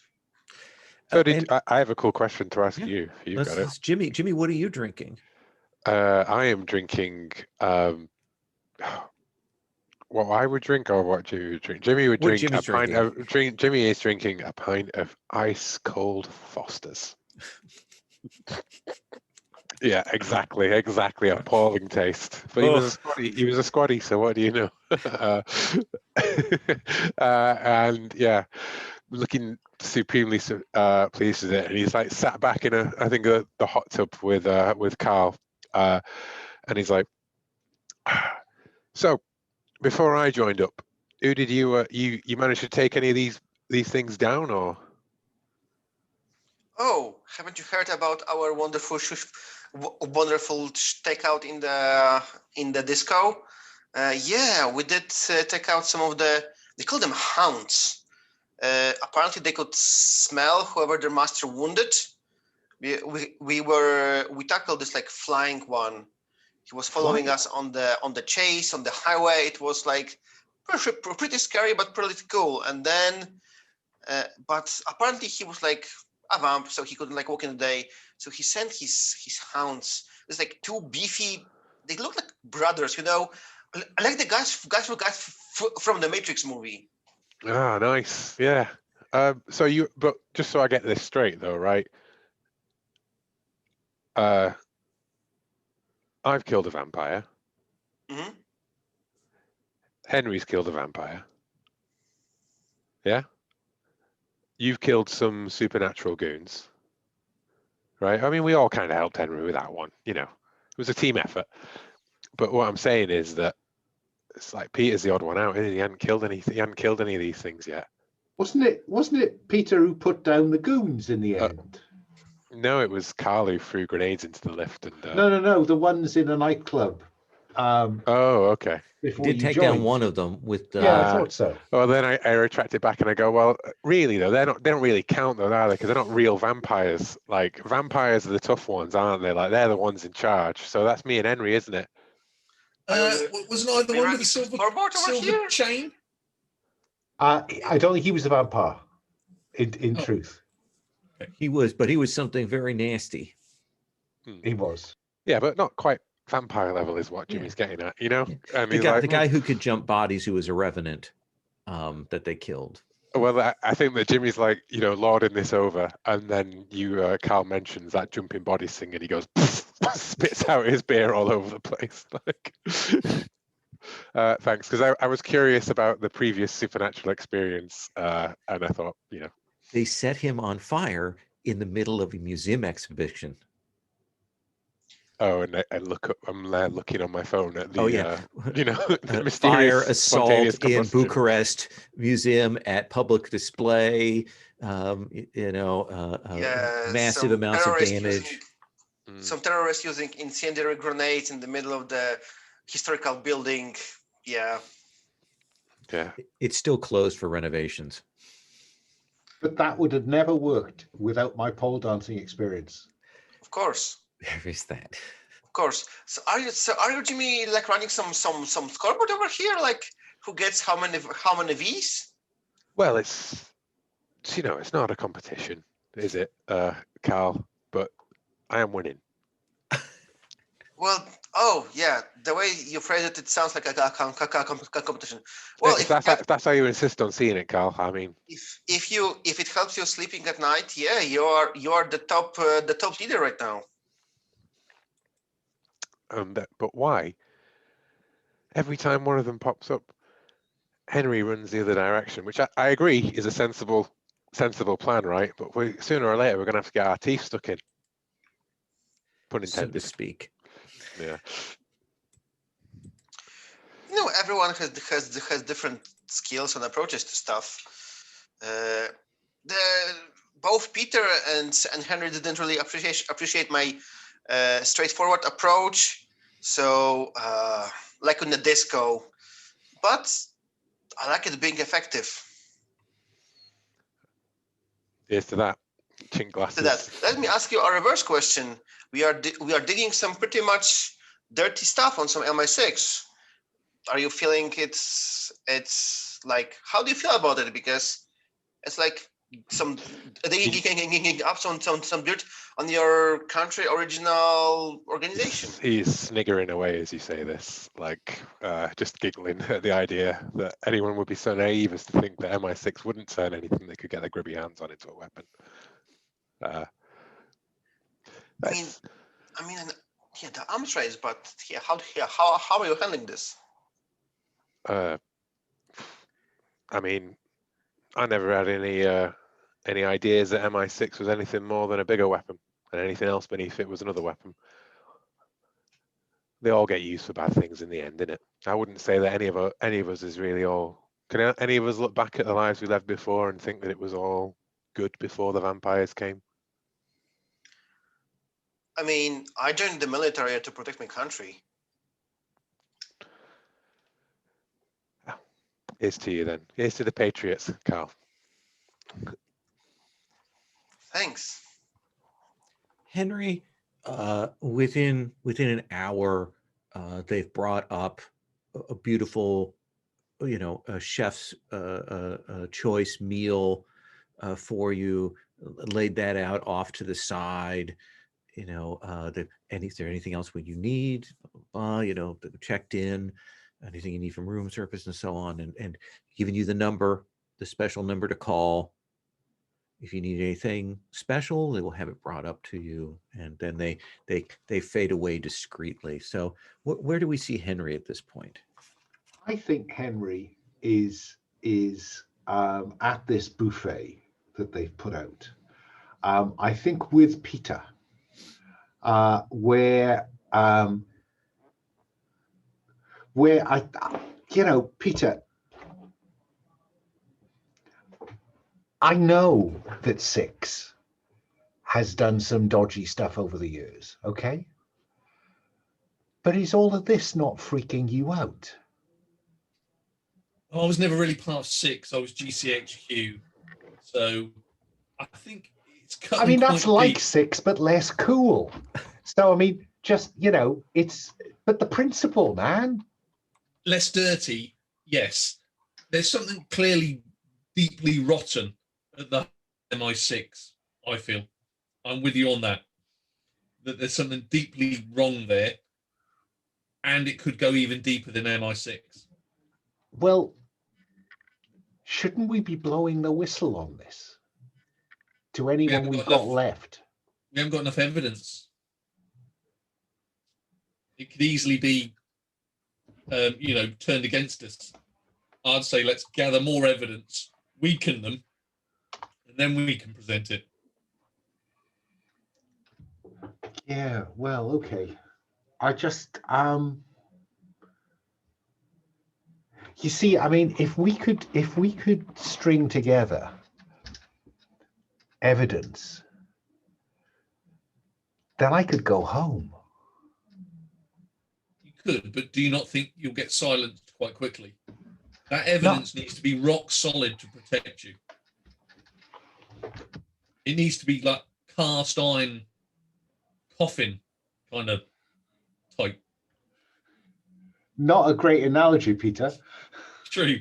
I see where you want to get to. I just don't think we've got the body of evidence yet to support it. But I am working night and day, rather than, having a pissing contest in a hot tub, to try and draw all this together, and get to something. And I think we can still do a bit more work, behind the scenes. I know where you want to get to. I just don't think you got the vehicle to get you there, or the protection once you reach the destination. I'm just feeling a bit out of my depth. No, I don't think you are at all. You're a key asset, and I think we could put that to use. There's lots of things that nobody else in this group can do. So, I definitely think that you're a key asset and you're needed. If we're to expose this conspiracy, do something within MI6, your skills are needed. Come in for, as Patton said, come in for the big win. You're a decent bloke, Pete. Thanks, and I'll sort of tip my glasses and say quite some buffet, although it's missing the lucky strikes. Yeah, Mary Louise is a good mate. So I think we could do a bit more with, should we, team assemble, maybe around the hot tub, not in it. I probably don't want to go in it after those two have been in there. And we can look at what we've got. Clearly, Speedos are not required dress. So yeah, we can see what we got and what we can do. Sounds good? Good plan. Team assemble. So bring the gift. Do we want to do a planning, or do you want to do a once round of research before that? What would you like? I'd like to that plan I suggested about some research to find out these women, and then maybe somebody to act as maybe a research nurse, maybe some sort of medical follow-up. That can happen years and years later, and probe these people, and maybe on a collective body of evidence, put together really what they were doing in that medical lab. Get a definitive answer. We're getting lots of clues. It'd be nice to sort of lock that down totally with this is what they were doing. Agreed. So shall we do a once round before we do the team meet? Yeah, let's see what the boys at the Tiki Bar have come up with. Okay. Then who wants to start? Who is it? I mean, you've got these photos, you've got these names. Who wants to start? We'll kind of go around. Jimmy, I saw you raise your hand a little there. Do you know what you want to? That was me just saying I have very little in the way of spends, so I think I need to be very judicious. So if people want to take it, I might be able to build on something that they find perhaps. I can start with something that we wanted to do a follow-up. Sure. I want to find those 3 missing people from the photo, because we identified 4 bodies, Ursula, and now time to find the 3rd one. Although it might be hard, probably we see Carl with a laptop with some software written obviously by Peter, scanning Facebook, LinkedIn, and we see this massive amount of images just flashing and trying to match the models. We see the face model being trying to match it from the aging agent, how to match it, and science papers, because they were scientists, so they could have had some articles written. And trying to find those 3 people. Sure. Do you think that's from a spend from surveillance to represent sort of the photographic analysis, or is it a spend from research? I feel like research. I bought it for a reason, so let's use this one. So I do think we see you bent over, you've scanned the photo, enhance, and for some weird reason, always saying the word enhance and then pressing the button. Yes. The thing that you'll get first off is the 4 bodies that are dead that you saw in the lab. You can kind of confirm all of these were scientists working behind the Iron Curtain, Eastern Europe, that around this time they went missing and essentially dropped off the radar, and they're listed as vanished during the chaos of those times. You'll be able to run down 3 of the faces and then a 4th and I'll tell you why. One of the women that wasn't a corpse down there that you find is a woman named Gretchen St. James.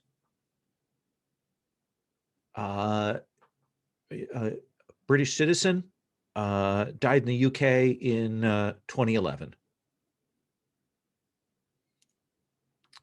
The next one, occupation, like scientist, researcher, yeah, field a biochemist. Okay. Older biochemist. The next one that you'll find is the other woman who looks like Ursula Kane. And you'll find a name for a woman, kind of matches the face, a Swedish researcher named Lynn Cederblom, who went missing around that time.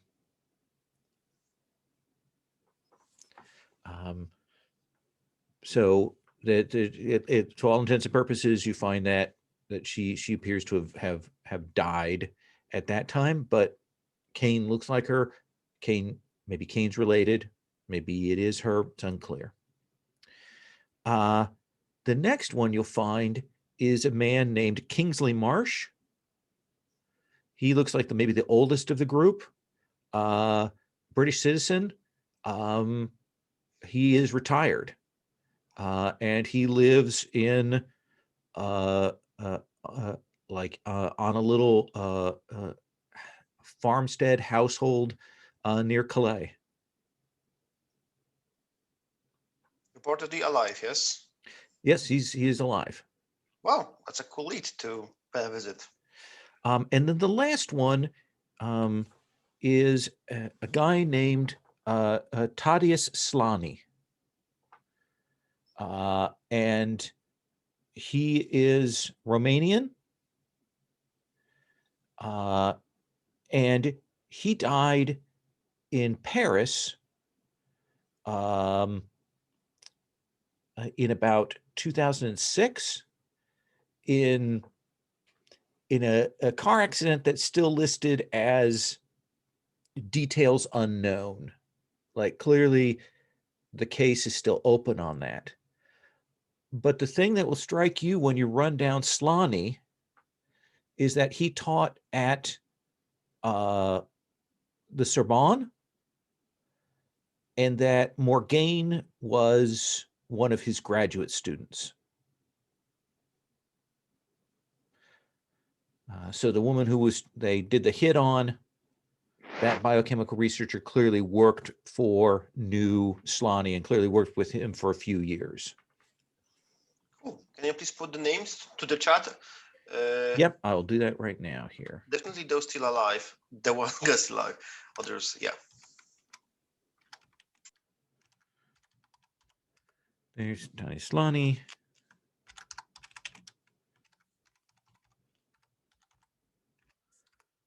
Lynn Cedarblum.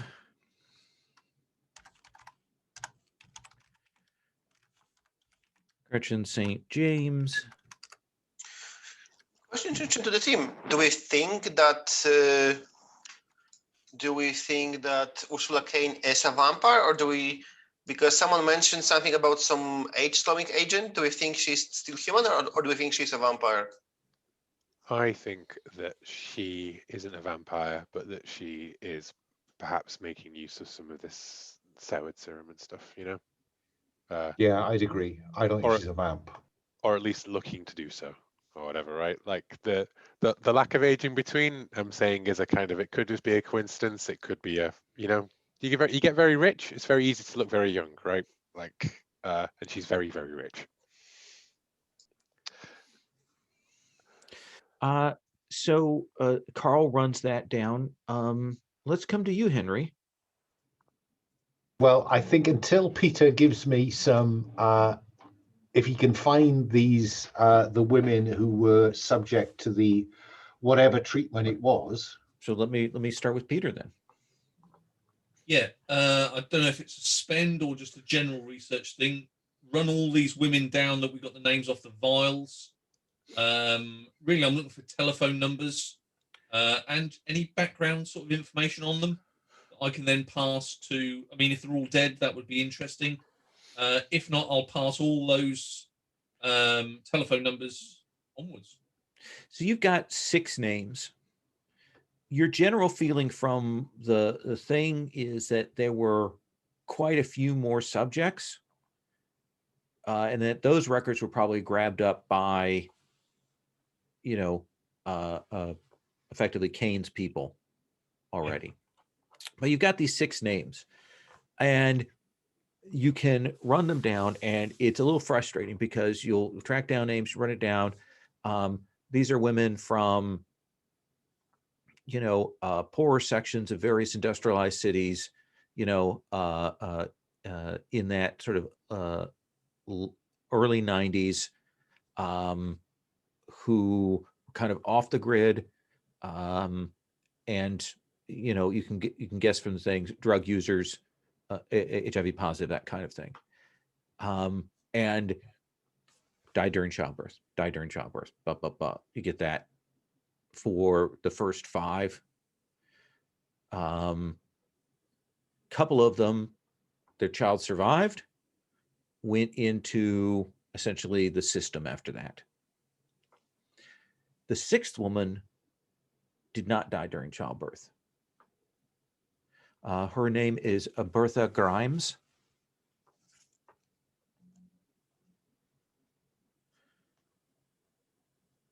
And she's German, and she's still living in Dusseldorf. I'm going to pass that information to Henry, because I think speaking to Miss Grimes, or Mrs. Grimes now maybe,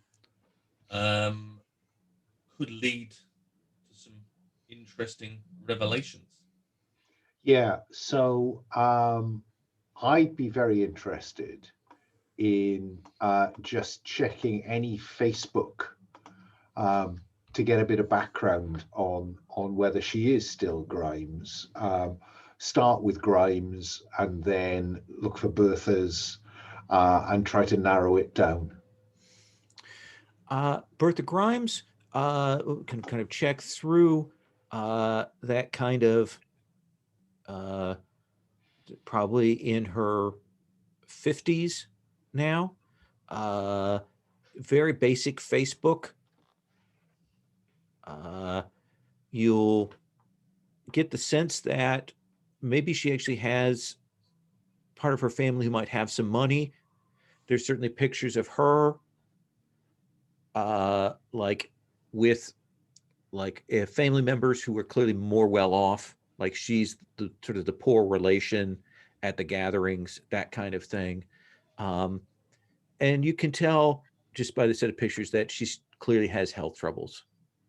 You guess that she's probably on still some of the antivirals and things like that for treatment. But she's still alive.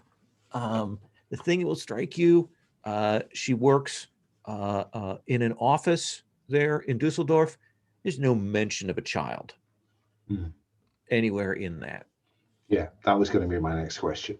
Okay, so this is a follow-up conversation that the German National Health Department are carrying out with a sample of women who were born between X and Y and gave birth between P and Q. And maybe mention that it was out of the country, so therefore they don't have much records. But do we know that she gave birth out of country? No. I just want to certainly nobody gave birth in that lab. No, she received treatment that. Well, if I can start with that, and then we'll work backwards. So you call her up. You know, she's a good German, so you know you're from the government asking questions. But she's like, okay, I'll answer what questions I have, and you kind of open up, and immediately once you start talking about the birth, you can tell that it gets chilly on the line. Okay. Well, you know, I am going to spend flirting to put her at her ease and reassure her that, you know, these, I understand these are difficult questions in certain circumstances, but, you know, you could really help with the kind of work that's going on now, because these are long-term studies about the impacts of various, you know, what happened when people gave birth 30 years ago. And she'll say, I was quite ill at the time, and the doctors around here that I went to said that I was not going to be able to survive the childbirth, and I was directed to a clinic in Austria, and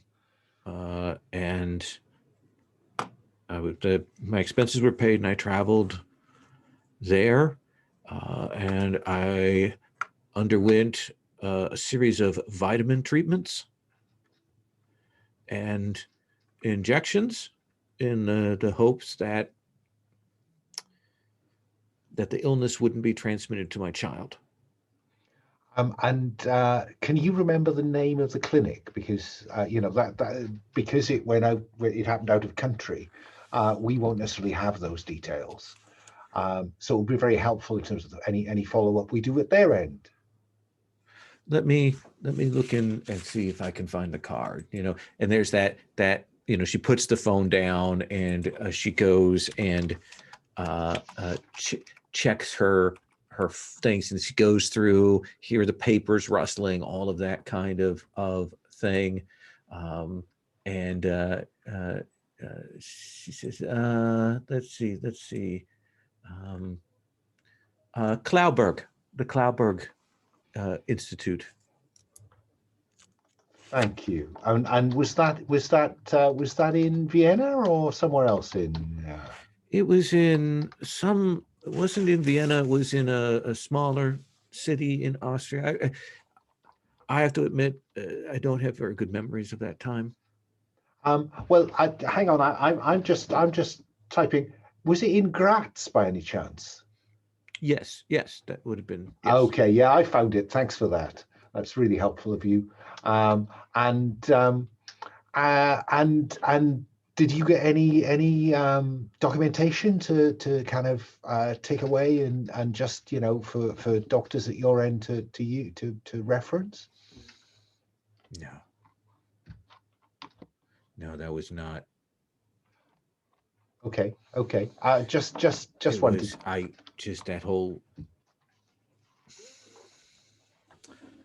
was in labor for 3 days. Oh my goodness me, dear! I mean, that's goodness me. I lost so much blood. They had to transfuse me repeatedly. I don't remember. I can barely remember anything about that. And can you just confirm for me which hospital you gave birth in? It was the hospital in Graz. Oh, I see. So I misunderstood. I thought you came back to Germany. No, they stayed. Oh. I stayed there. Oh, that makes so much sense now, because that's one of the reasons you came up as part of this sample, because there are some gaps, and obviously, we hate a gap. And somehow my family found me and showed up on the last day. And it was a mess. It was an absolute mess. And this may be the most difficult question I'm going to ask you, Frau Grimes, but was the baby healthy, successful? The baby did not at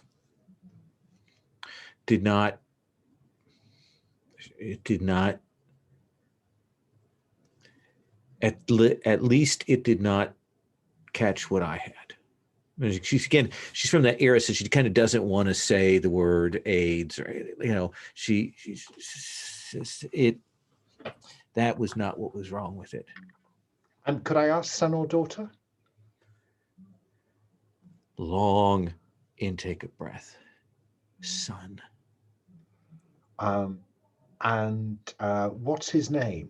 I'm assuming that what I'm trying to create the impression here is that I assume that he is still alive and that she's still in touch. His name is Amadeus. Amadeus Grimes. And what will he be? How old now? 30. 30. Okay.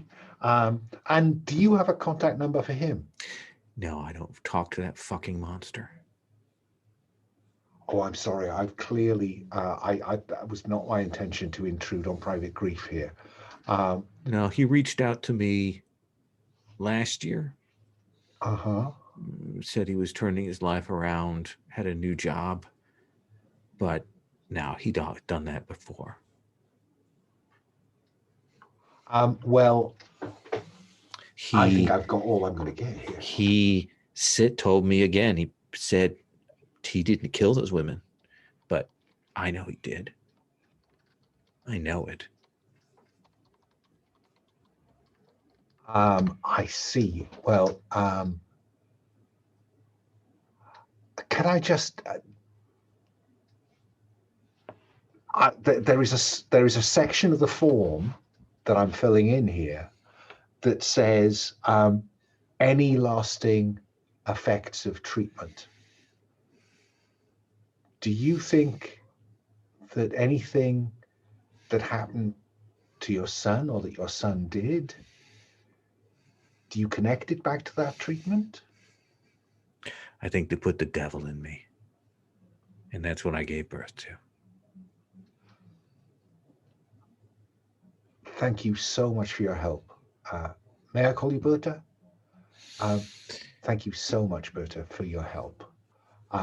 If there are any follow-up questions, then you can get me on and I'll give her a dead drop phone message box. Yeah? Yeah. And then she hangs up, clearly shaken by talking about this.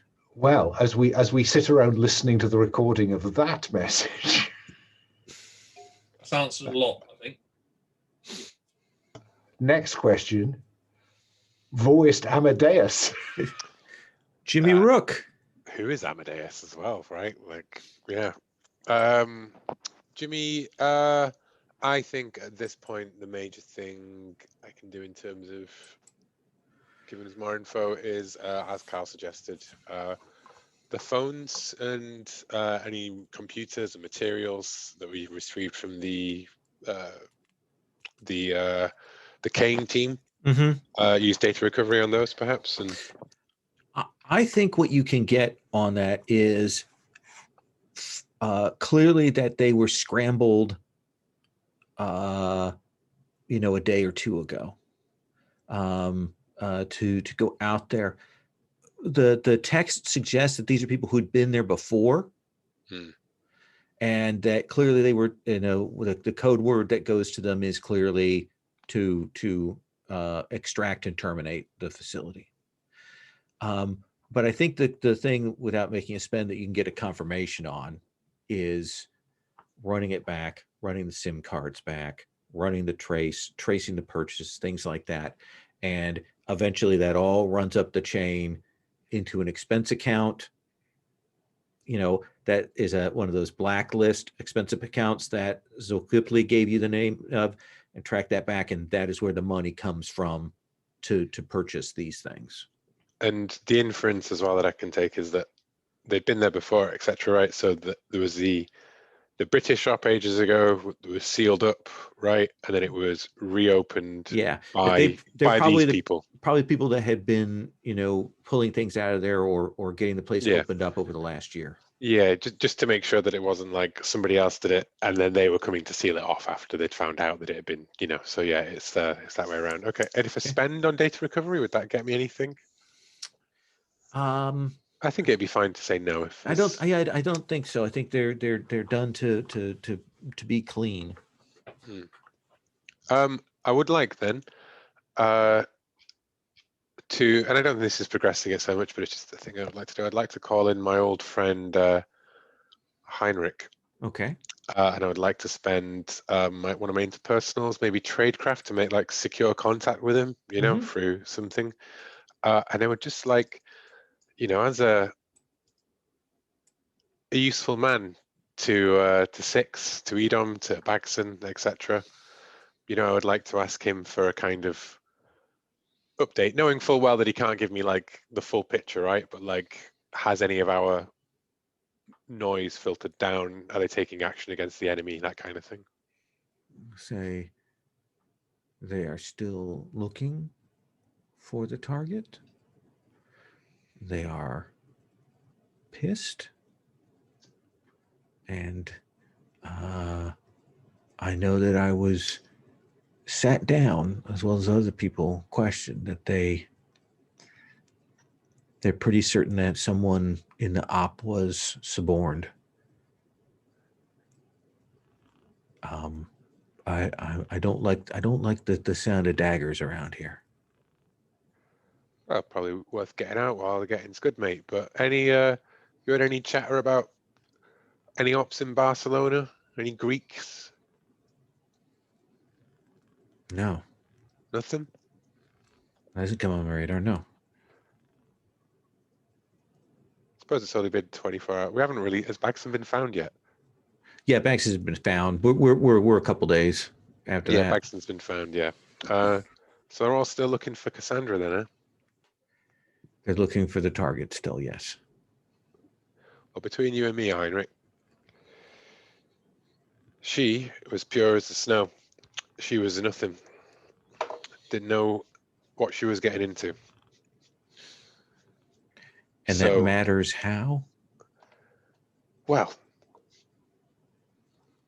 it only matters because imagine how willing, how loyal they are to you. If that's how they treat someone who they could have just paid off, gone away, pushed it up in a better way, right? Done it proper. But you ain't on Six's dime, right? You're on something else here, mate. It's dangerous. Says the man who's on the run, the man who's burnt. Yeah, well, you know me. Look, I we'll always talk liked a bit of it. again, but I don't need you to give me advice because Just I've seen saying. how you've dug your hole. Well, you know, if you ever gets a bit much, Heinrich, if you ever hear anything, I can always try and make it worth your while. That's exactly what I need to trace back that you paid me off. We'll talk. Cool. Should I spend for that tradecraft? No, I think that feels clean. Cool. Okay. So should we have a general meeting of the group then about next steps? Well, I have one more spend I'd like to make Okay, because I never get to dip into my academic pool. sure. So I'd like to spend criminology to see if I can find anything out about the crimes of Amadeus Grimes. Amadeus Grimes goes into the juvenile system in Dusseldorf in his teens. That record is sealed. Ah. But he once he kind of gets out of that, he does odd jobs, and around the time that he's in Dusseldorf, there are a number of young women who are killed, and there's a pattern. About 5 women. Grimes is pulled in 3 times for questioning, and they don't have anything on him. But they have a lot of anecdotal testimony. There's a lot of little things, a little aggravated assault, minor things, and definitely, the statements that you get from other people is that he was a monster. They describe him harming animals, that kind of thing. He goes around light employment for mixing between that and being on the dole for the next few years. The last couple of years, he's been a truck driver. Who's he work for? Can we find out who he works for? Well, he actually was working for some minor places, but he got a new job about 9 months ago. Go on, surprise me. I think you know. HDGD shipping. Yes. Delightful. You will also note a certain number of crimes, assaults, things like that show up in the same period that kind of match the geographical location of his driving assignments.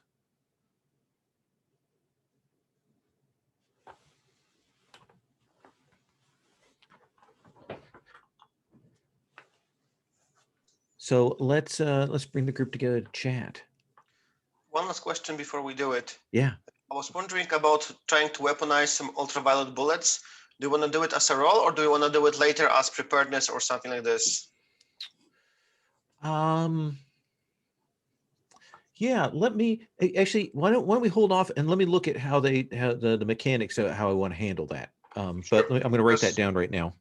Sure, because now that we could expect that those enhanced super soldiers could be a little bit weakened by ultraviolet bullets, it might be good to weaponize it somehow. I wonder. I don't know definitely how you're- say ultraviolet's very good, but you can't really put light in a bullet. I'd weaponize it a different way, Carl. Really, maybe like some kind of big UV torch, but you can't really put light in a bullet. I can't. That's just my They did knowledge it of in physics. Underworld. Haven't you seen the Underworld? Yeah, no, that is the limits of plausibility for my game right there. We have vampires. And we are at risk of falling into the trap of suggesting that couldn't you put that sunlight inside the body? I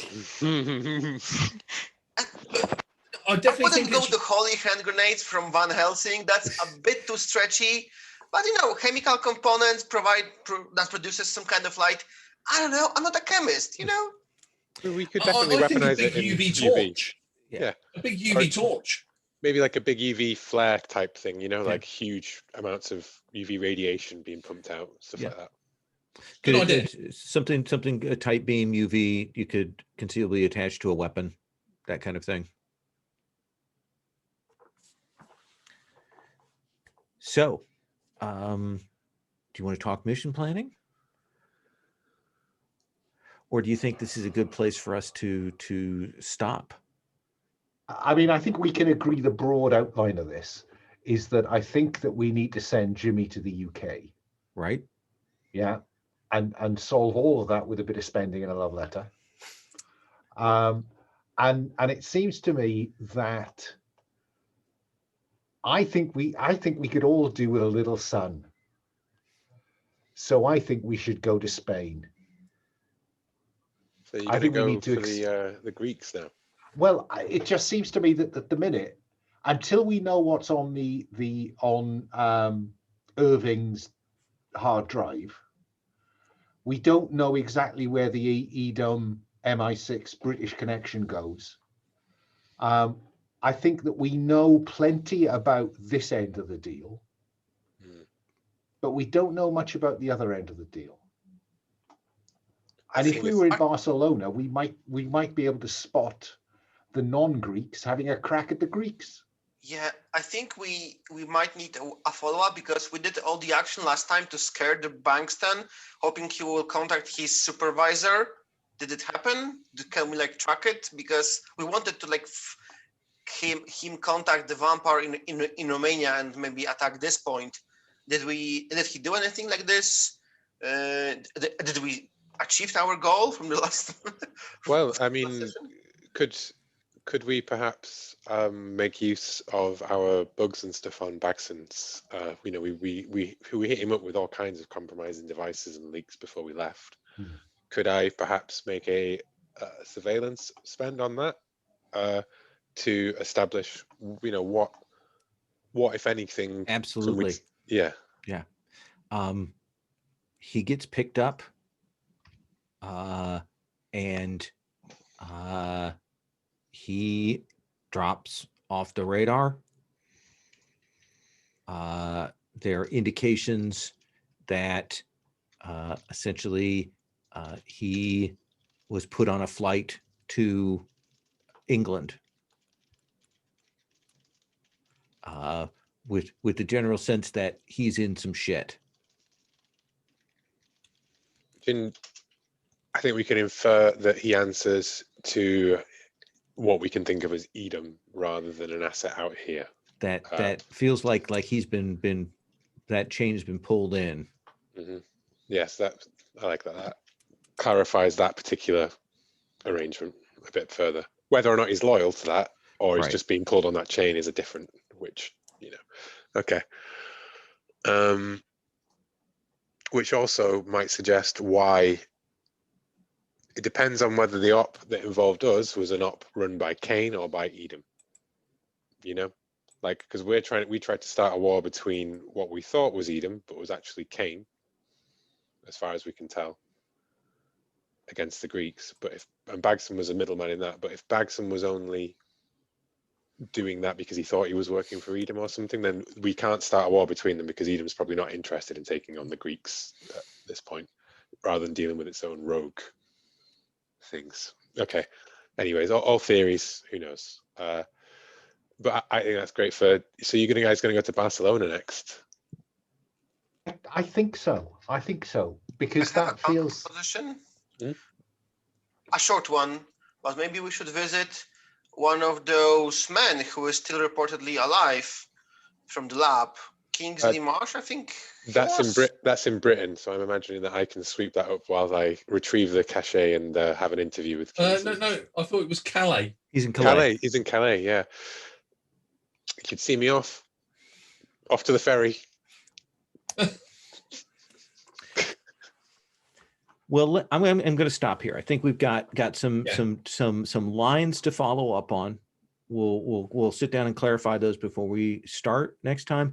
We'll love letter Jimmy Rook, which sounds super weird, but there we go. And figure out what's in England. And this is the end of a mission. You may do a full refresh, and you may take an advance. What is an advance? An advance means that you can, let me get to our notes here. More points, more talents. Yes. Good, because I have to say, I always feel like spent out, and then I look over at like Henry's with a 9 pushes into You've personal. got 3 points to spend. It costs 1 of those points to get 3 general, 1 for investigative, 1 to get a talent, or 1 to add a new investigative skill that you don't already have. And you get 3 of those. You can take any of those twice except for talent. You can only get 1 new talent. Okay, great, thank you.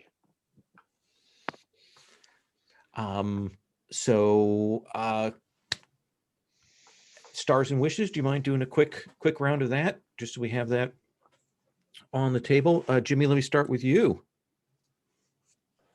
Should we do them separately or all at once? I always do them together. So okay, sure. Yeah.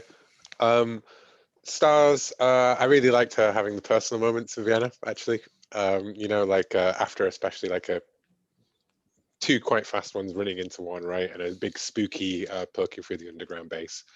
I like Henry being overwhelmed by all, and 6 is burned, and all of the denial of Edom. We need to know that it's Edom for sure, kind of thing within 6, and it's like, of course it is. They're bastards. Peter. As we're all trekking around down in that basement, poking around with no points left to spend in anything, Peter's just like, yeah, just hand it over here. Just let me have a look at it. Come on. And Lowell, the Dracula dossier stuff is, I got very excited when small things started to pop into it, and I was like, oh, we're not going to do it. We're not going to have any of those things. And then we do, and it's great. I love it. So those are my stars. My wishes. Hope you guys have fun without me. I hope you don't all die. I hope that you get. I think that this. I just may as well say it now. I think that it would be. You could get a lot out of the one that is working for Agrawelf and is their spy, right? He's exploitable both ways, because you can burn him in either direction. You've got everything over him. But otherwise, in the wider things, I would think. And I'm not sure how to go about it, but like bringing the contacts into sort of like continuity and like threats and things, because I was going to probably bring Kasha in here, but I don't want to keep being like, and Kasha just happens to be in Vienna or whatever, right? But you know what I mean? I think that's absolutely fair. Get a little more mileage out of them, more utility, get more roles so we can see whether they're super useful or they're put in peril. kind of thing. Okay, like- yeah, I think that's I a was trying fair to sort idea. of set that with Heinrich as well, you know, not just the key ones, but like the people that we know who get embroiled into this wider thing. Absolutely, we should get a picture of Heinrich this time. I'll make a note of that too. Now you put in work. Oh no, you're going to find a picture. I'm going to find a picture. I'll Okay, find cool. pictures. So it's of like people. you limit how many contacts I create if I have to find pictures for them. Alan? Yeah, no, I enjoyed that. I enjoyed being frightened because I think I am frightened. I got a buzz out of seeing the the Edom documentation. I got a little frisson there, and I think that this time we've tied a lot up, and it is really creepy that Amadeus Grimes is out there. We are going to have to tie off that loose end, I think, at some point, because Amadeus, I think Bertha was right. I enjoyed my phone call with Bertha. I got a good sense from you, Lowell, of where, the nervous bits and which bits were touchy. That was really nicely played. Thank you for that. Wishes. Yeah, I'd quite like to have a crack at friend Narcissus Montserrat. He's a nice looking lad. I think he's eminently burnable. Fair enough. Peter? Can I just say, we might Oh. not even have to snatch him off the street. Might. Don't know yet. Peter? Yeah, I think it was really good that we had quite a slower paced session, but I think it really sort of allowed a lot of information to then sort of start coalescing. While I think the previous session, it was high octane and we gathered a lot of information, it didn't really make sense. So I like the sort of, it was a good sort of down session, slow time. There was some good RP moments there. I clearly like the Cabana couple up there. I thought that was great. Just more of the same, lol. Okay. I've never been disappointed, so no point asking for anything different. It's good. Fair enough. Pavel? Oh, that was really heavy investigative game with like a lot of information to be done, to be given and processed and somehow analyzed. Not my element, but it was fun. And spotlight was shifting, so good spotlight management. I really loved the phone call conversation, and it was very well played for both of you guys. I see you addressed by this handout my concern that we should start how to deal with this with the vampires and with the supernaturals. We got some leads, some supernatural, some garlic. So I'm really happy that we are getting something. Wish-wise, I don't know. I'm really enjoying. I'm looking to dig into this something specific.